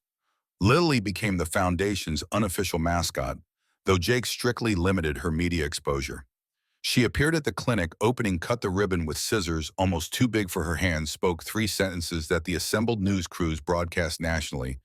I lived in silence for 8 years, now I hear everything. I want other kids to hear too. The donations flooded in after that, small amounts from individual families. Larger contributions from veteran organizations, corporate grants from companies looking for positive PR associations. Within 2 months, Second Listen had enough funding for 6 months of operations and a waiting list of 300 families desperate for second opinions. The first success came in week 3. Tommy Chen, no relation to Dr. Patricia Chen, 7 years old, from Houston, diagnosed with bilateral sensorineural hearing loss at age 3. His parents had spent 4 years accepting the diagnosis, learning sign language, planning for a deaf son's future. But something about Lily's story resonated, made them wonder if specialists could be wrong about their son too. Rachel examined Tommy personally using the protocol she'd developed with Dr. Chen. Found a small rubber ball lodged in his right ear canal, positioned at an angle that standard examination had completely missed. The extraction took 12 minutes under proper medical supervision, and Tommy heard his mother's voice for the first time in 4 years. Case 2 followed 2 weeks later. Sarah Martinez from Dallas, 9 years old, a bead from a childhood craft project, discovered exactly where theory predicted. Case 3, the month after. Marcus Johnson from San Antonio, foam piece from a disintegrated toy. Each success validated the methodology, proved that Lily's case wasn't unique, but part of a larger pattern of diagnostic failure. Each family shared their story, created ripple effects that brought more families seeking evaluation, more proof that the medical establishment had been systematically missing a category of treatable hearing loss. By 6 months, Second Listen had examined 312 children, found and removed 7 obstructions. 7 children who'd been diagnosed with permanent hearing loss now had normal or near normal hearing. Hit rate of 2.24%, almost exactly matching Dr. Chen's original estimate of how many cases might be misdiagnosed. 7 families who'd planned their entire lives around childhood deafness, suddenly navigating a completely different future. 7 children discovering sound the way Lily had, with wonder and confusion and overwhelming joy. The media attention intensified with each success. Motorcycle clubs launched medical mission, ran in the Texas Tribune. Bikers where doctors failed made national news. Jake found himself giving interviews he didn't want, explaining the mission to journalists who couldn't quite believe that a veteran MC was revolutionizing pediatric audiology. But he did the interviews anyway, accepted the attention as tactical necessity. Because every article brought more families, more cases, more opportunities to catch what specialists missed. And because time was running short, the cancer progression had accelerated. Despite the chemo he'd finally started taking, and Jake needed to build something that would survive his death. Lily thrived in ways that seemed miraculous until Jake remembered that removing obstruction just restored normal function. She didn't learn to hear, she'd always had the neurological capacity. She learned to process, to integrate auditory information with visual and tactile data she'd relied on exclusively before. Speech therapy 3 times weekly helped her adjust pronunciation learning to match the sounds she produced with the sounds she now heard. Her voice gained confidence, lost the flat affect that came from speaking without auditory feedback. She still would always sign that language was too ingrained to abandon, but now she had choice, could communicate through multiple channels instead of being limited to one. Music became her obsession. Jake bought her a keyboard from a pawn shop, watched her spend hours experimenting with notes and chords, discovering that sound could be manipulated and layered into something beyond communication. She had natural talent, the kind that suggested some combination of genetic predisposition and the neuroplasticity that came from 8 years of brain adaptation to silence. School transition proved harder. Moving from specialized deaf education to mainstream classroom meant navigating social dynamics that didn't include her catching up on years of auditory learning she'd missed, adjusting to the overwhelming sensory input of 30 children in confined space.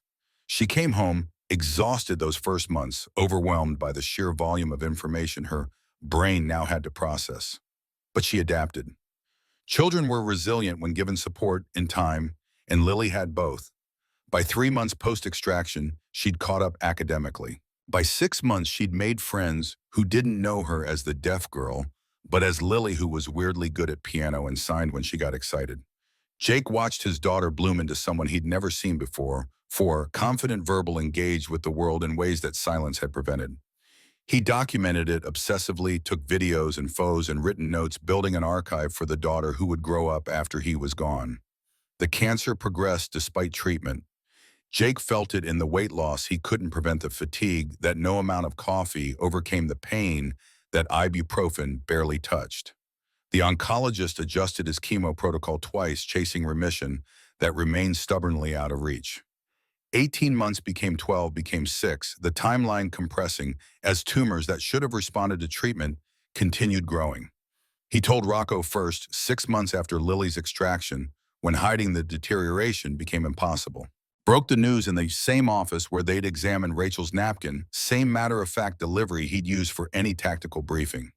Rocco's face went white, then red, then settled into the kind of controlled fury that came from feeling helpless.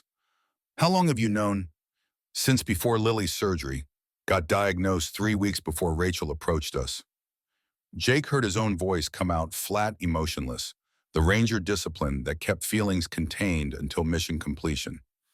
18 months initial prognosis, down to maybe 6 now. 6 months. Rocco's hands curled into fists, looking for something to hit, finding only air. "Ghost man, why didn't you tell me? Tell anyone?" "Because telling you meant dealing with it, and I had work to do." Jake gestured toward the window overlooking the Second Listen facility. Had to build something that would last. Had to make sure Lily would be okay when I'm gone. The conversation devolved into argument, Rocco demanding more aggressive treatment, Jake explaining that aggressive meant hospitalization and side effects that would steal his remaining time leave, Lily with memories of her father dying by degrees instead of fighting to the end.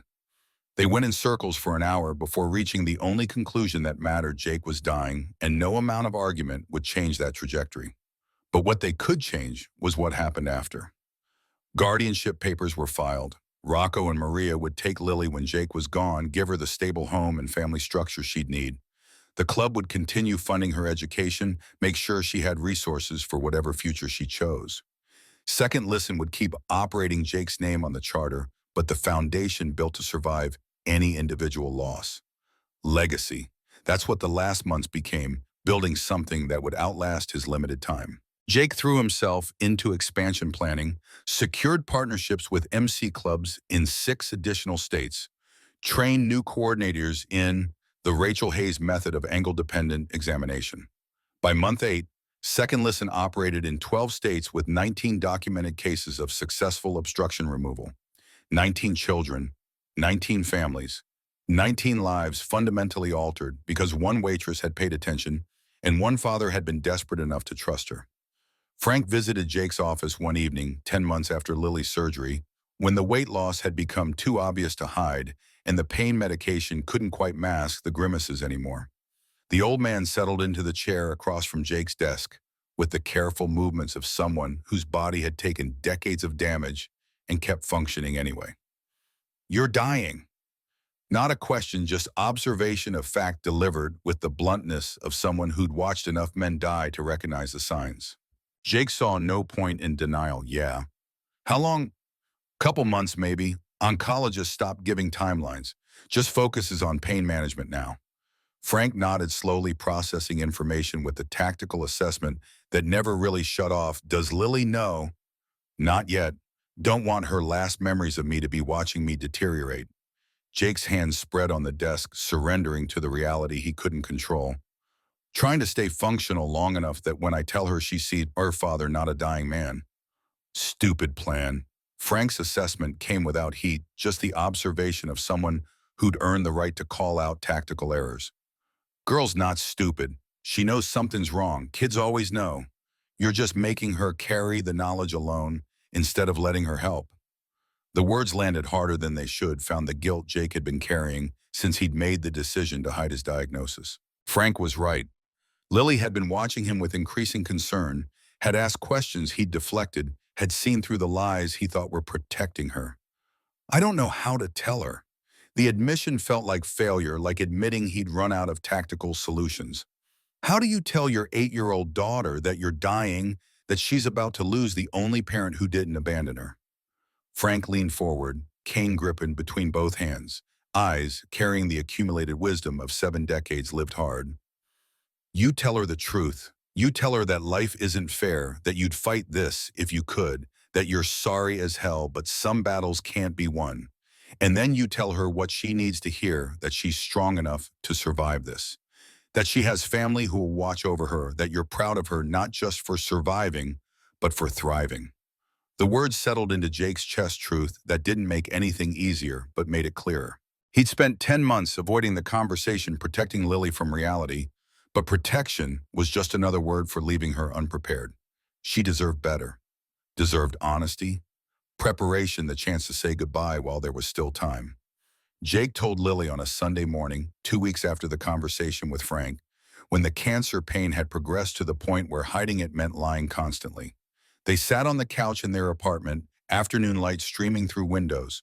Lily could now hear traffic through, and Jake explained what cancer meant, what dying meant, what would happen when he was gone. She didn't cry at first, just sat very still, processing information with the same focused intensity she'd shown during the extraction. Her hands moved to sign questions, fell back to speech, alternated between both languages as her brain tried to handle emotional overload. "How long?" Her voice came out small, younger than 8, shaped by fear she was trying to control. "A few months, maybe less." Jake forced himself to maintain eye contact, give her the respect of honesty. "I'm on medication, that helps, but the cancer's stronger." I'm sorry, baby.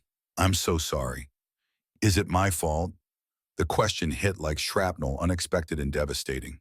Because you spent money on doctors for me because we didn't have money for your medicine.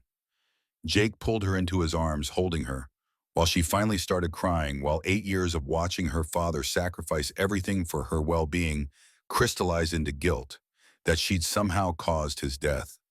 He signed and spoke simultaneously, making sure she understood despite the tears. No, never. Nothing about this is your fault. Cancer just happens sometimes. Bad luck, bad genetics, nothing anyone could prevent. But the doctors wouldn't have made a difference. I got diagnosed early, started treatment. Some cancers are just meaner than others. Jake felt his own tears starting, let them come because this moment demanded honest emotion. Baby, you didn't cause this. You're the reason I've kept fighting. The reason I built Second Listen. The reason I've stayed as strong as I have. You're everything good in my life. They sat together for hours talking through logistics and emotions and cycles. Questions answered and then asked again as Lily's brain tried to process what daddy dying actually meant in practical terms. Jake explained about Rocco and Maria, about guardianship, about how she'd still have family even without him. Explained about the videos he'd recorded for her future messages for birthdays and graduations and moments he wouldn't be alive to witness. By evening, Lily had moved through shock into something that looked like acceptance. Not understanding she was too young to really understand mortality, but acceptance that this was happening, was real, couldn't be changed. She fell asleep against his chest while they watched a movie she mostly couldn't follow. Jake held her, feeling the weight of his daughter's body, the rhythm of her breathing, the physical reality of the child he'd fought for and would never see grow up. This was the price, not the cancer itself, but leaving her behind, not being there for high school, college, wedding, grandchildren. All the future moments he'd miss, all the ways he'd fail her by dying too soon. But he'd given her hearing, built a foundation that would help other children, created something permanent that would outlive his limited time. If this was all he managed, if these 10 months of knowing he was dying had produced Second Listen and Lily's restored hearing, then maybe that was enough. Maybe legacy didn't require a long life. Maybe it just required using whatever time you had to make things better than you found them. Jake's condition deteriorated rapidly over the next 2 months. The cancer that had been aggressive became vicious, spreading despite treatment, overwhelming his body's defenses. Hospice started at home. Jake's apartment converted into something between hospital room and final bunker, where brothers rotated watch, and Lily learned what dying actually looked like. She handled it with a composure that broke Jake's heart and made him impossibly proud. 8 years of medical trauma had taught her to manage crisis, to separate emotion from necessity, to be present for suffering without being consumed by it. She sat with him during bad days, read to him from books he couldn't focus on, played piano compositions she'd learned specifically because he'd said once that music made pain more bearable. The club rallied. 43 brothers, taking shifts, making sure Jake was never alone, that Lily always had supervision, that the dying happened, surrounded by family. Frank maintained near constant presence, sitting in the corner with his cane and his silence, and he has 7 decades of experience watching young men die too soon. 2 weeks before the end, Jake recorded his final video message, the one for Lily's wedding day, assuming she'd marry, assuming she'd want her father's voice present, even if his body couldn't be. He sat in his hospital bed, pain medication making him hazy, but functional enough for coherent speech, and tried to compress everything he wanted to say into 5 minutes. Lily, if you're watching this, you're getting married. Probably to someone who doesn't deserve you because no one could. But hopefully someone who tries anyway, who sees how special you are, who knows that loving you is the luckiest thing that'll ever happen to them. I'm sorry I'm not there. Sorry, I can't walk you down the aisle. Can't threaten your spouse with violence if they hurt you. Can't be the embarrassing dad who cries through the ceremony. Cancer took that from both of us. But baby, know this, you made every day of my life worth living. The good days and the impossible days, the moments when I thought I couldn't keep going, you were the reason I did. Watching you survive, watching you thrive after we gave you your hearing back, that's the proudest I've ever been of anything. You're a fighter, you're a raven. That means something. That means when life knocks you down, you get back up. When people say something's impossible, you prove them wrong. You survived 8 years of pain and silence. You can survive anything. I love you, Lily. Past death, past everything. You're my legacy, my miracle, the best thing I ever did. Be happy, be fierce, be the person I always knew you'd become. Semper Fi, baby girl. Dad out. The recording ended. Jake flagged it for Rocco to save add to the collection of future messages that would deliver a dead man's voice to his daughter's milestones. Then he let the exhaustion take him, let himself slide into the pain medication haze that was becoming more frequent, more necessary. 10 days later, Jake Thompson died at 03:42 hours us in his own bed, Lily asleep in the chair beside him, and Rocco holding vigil in the doorway. Cancer claimed him at 37 years old, 13 months after diagnosis, 10 months after his daughter regained her hearing. His last conscious thought was the sound of Lily breathing, sound she could hear now because one waitress had paid attention and one father had been desperate enough to listen. The funeral filled the Austin Veterans Cemetery on a Thursday morning that felt too beautiful for burial. 200 attendees, Steel Ravens in formation military brothers. From Jake's Ranger days, the 19 families whose children had regained hearing through second listen, Dr. Patricia Chen, representing the medical establishment that had learned humility. Rachel Hayes, who had started everything by refusing to look away. Lily stood at attention beside Rocco during the service, wearing her father's Steel Ravens vest, sized down to fit her small frame, holding the folded flag with both hands, while the 21-gun salute cracked across the cemetery.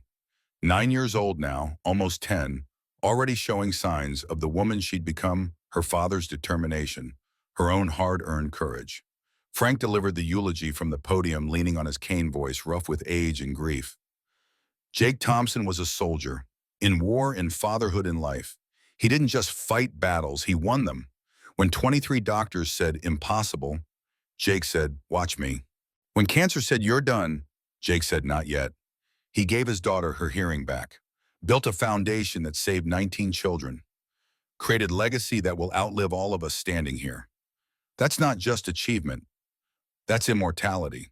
I met Jake when he came home from his third deployment, broken in ways the VA wouldn't acknowledge, looking for brothers who understood. He found them in Steel Ravens, found purpose, found family, found the strength to keep fighting when most men would have quit. He leaves behind a daughter who hears the world because he refused to accept defeat, leaves behind a foundation that will save hundreds more children, leaves behind brothers who will carry his mission forward. So we say goodbye today, but Jake isn't gone. He's in every child who hears again, every family that gets a second chance, every person who looks at the impossible and decides to try anyway. Semper Fi, Ghost. We'll take it from here. The silence after Frank's words felt absolute, broken only by muffled sobs in the distant traffic beyond the cemetery walls. Then Lily stepped forward, small figure dwarfed by gravestones and grief, and placed a single steel raven pendant on her father's casket, the club emblem containing Jake's ashes, tradition for fallen brothers. Her voice carried clear across the assembled mourners, 9 years old, speaking with the authority of someone who'd earned the right to the last word. My dad gave me sound. I'm giving him forever. She stepped back, returned to Rocco's side, stood at attention while they lowered the casket into Texas earth.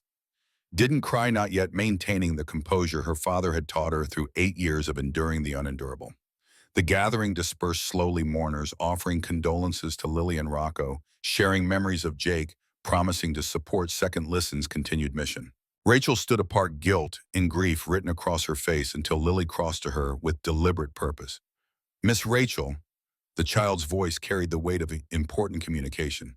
Thank you for seeing me, for saving me, for giving my dad that gift before he died. Rachel knelt, bringing herself to eye-level tears streaming freely now.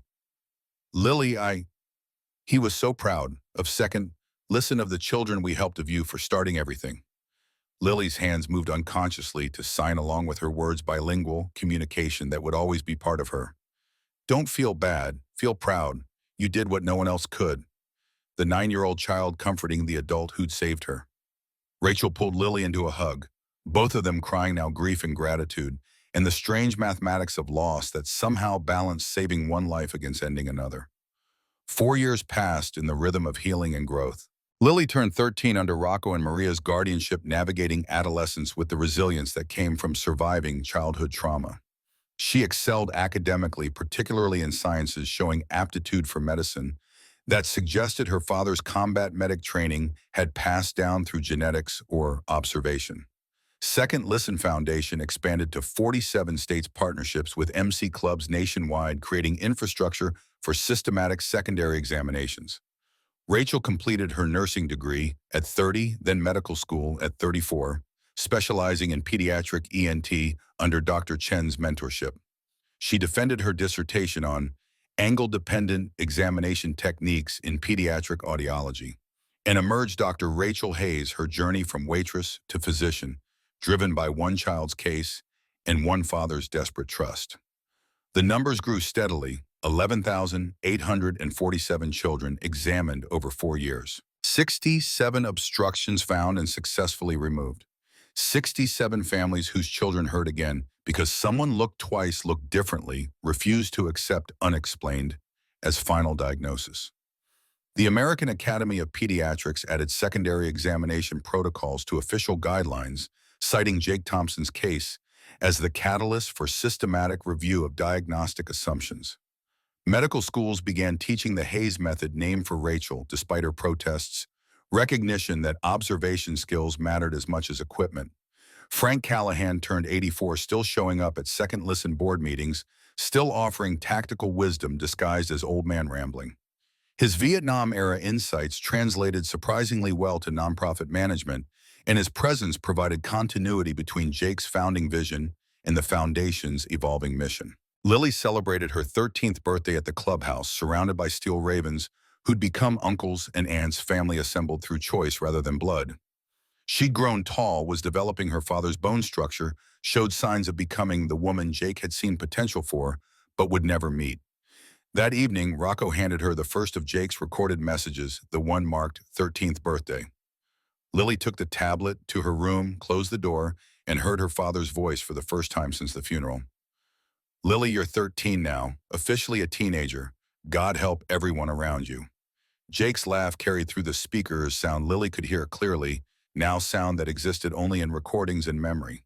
I remember when you were born, tiniest thing I'd ever seen.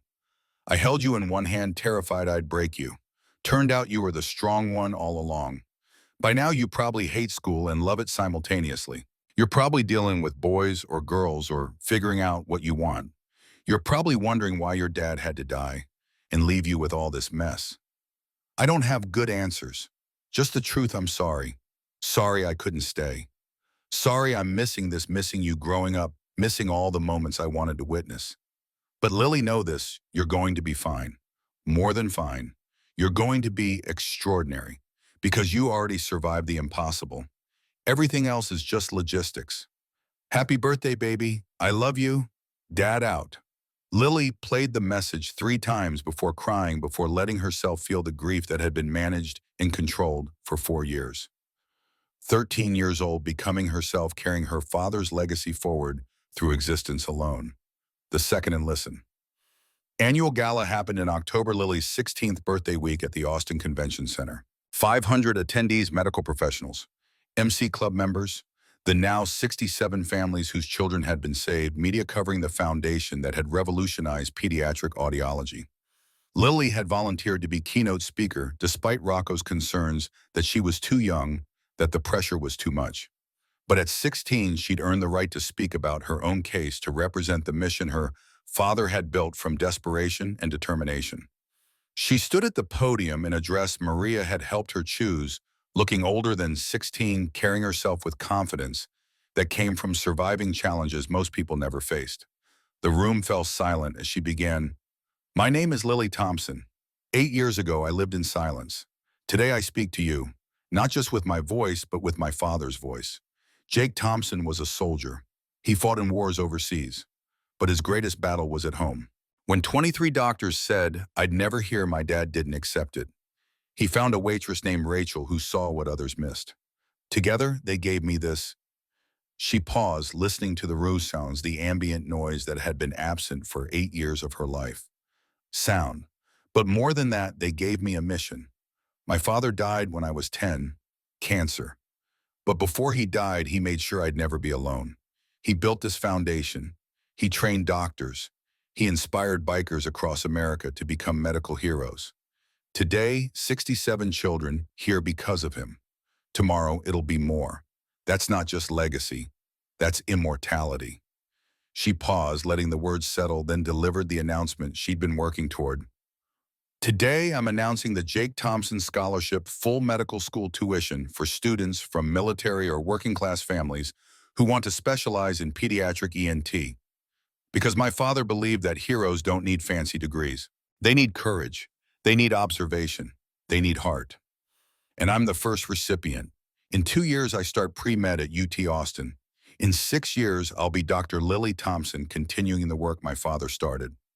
The room erupted. 500 people standing applauding a 16-year-old who just committed her future to the mission born from her own suffering. The 67 saved children stood in unison, each holding a photo of their family's silent tribute to the foundation that had changed their lives. Then in synchronized movement, all 67 spoke, "Thank you, Ghost." The tribute shattered what remained of Lily's composure. She gripped the podium, crying openly now, letting 16 years of accumulated grief and gratitude wash over her, while hundreds of strangers witnessed her vulnerability. Rachel was first to the podium, Dr. Hayes now wrapping Lily in a hug that transcended professional boundaries. Frank followed, moving slowly on his 2 canes, but making it to the stage through sheer determination. Rocco came last, the man who'd become her father figure, who'd guided her through 6 years of adolescence without Jake.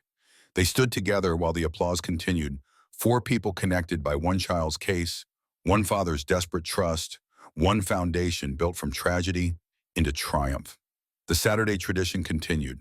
Lily at 16, Rachel at 34, Frank at 84. They gathered at Maggie's Diner most weekends, occupying the same corner booth where everything had started.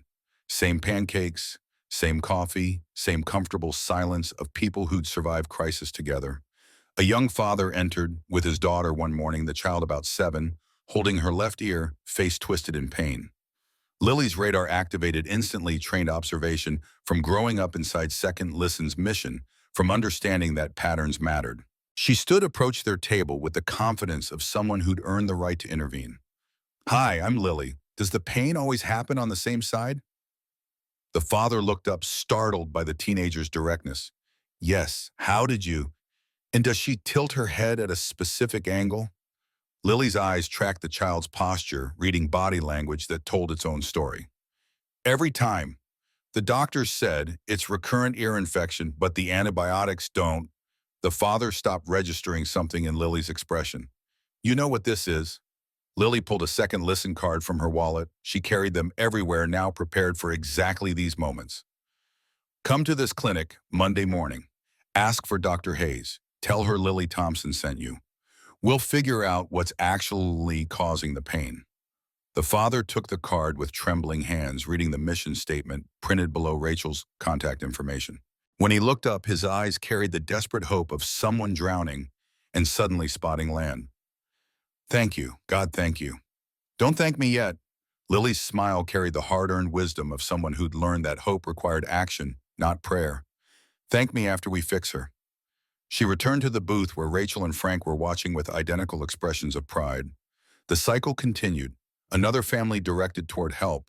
Another child potentially saved because someone paid attention. Frank raised his coffee cup in salute. "Your dad would be proud, Lily."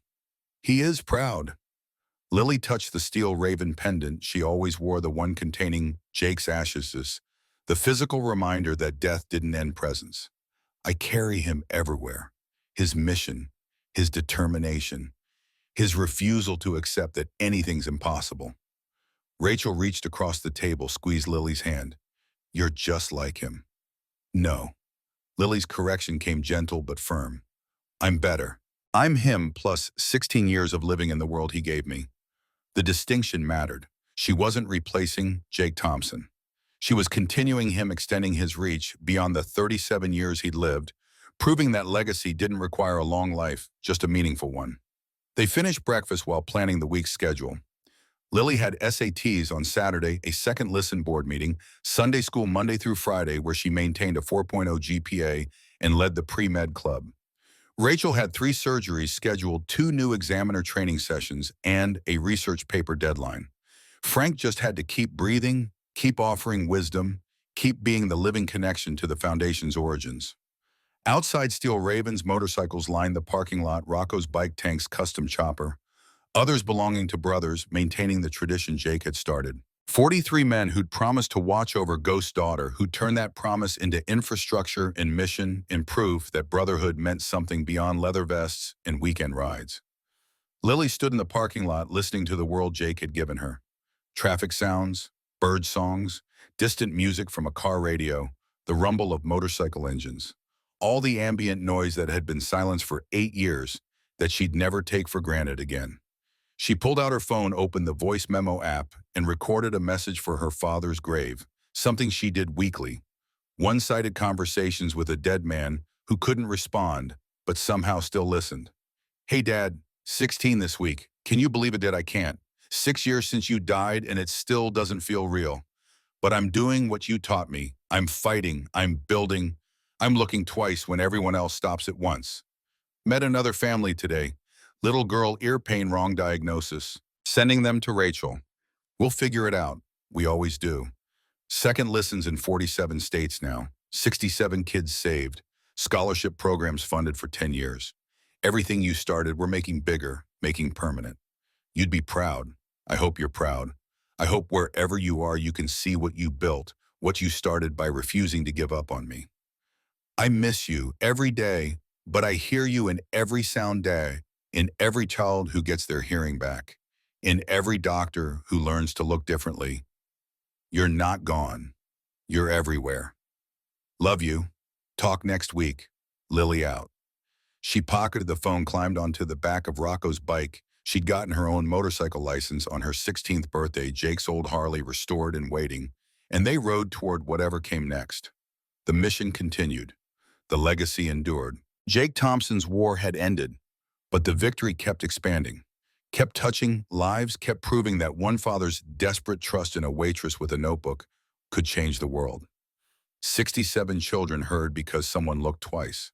Hundreds more would hear in years to come. Thousands eventually, as the Hayes method became standard practice and institutional memory caught up to what one unlikely partnership had demonstrated. That was immortality.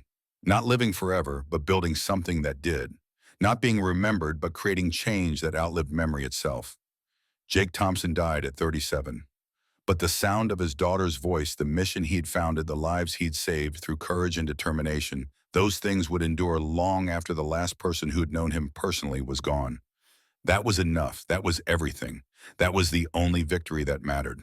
The Harley's engine roared to life, mechanical thunder, carrying Lily toward a future her father would never see, but had made possible. She twisted the throttle, feeling the power beneath her, and rode forward into sound and possibility, and the absolute certainty that some battles could be won, some missions succeeded, some legacies lasted forever.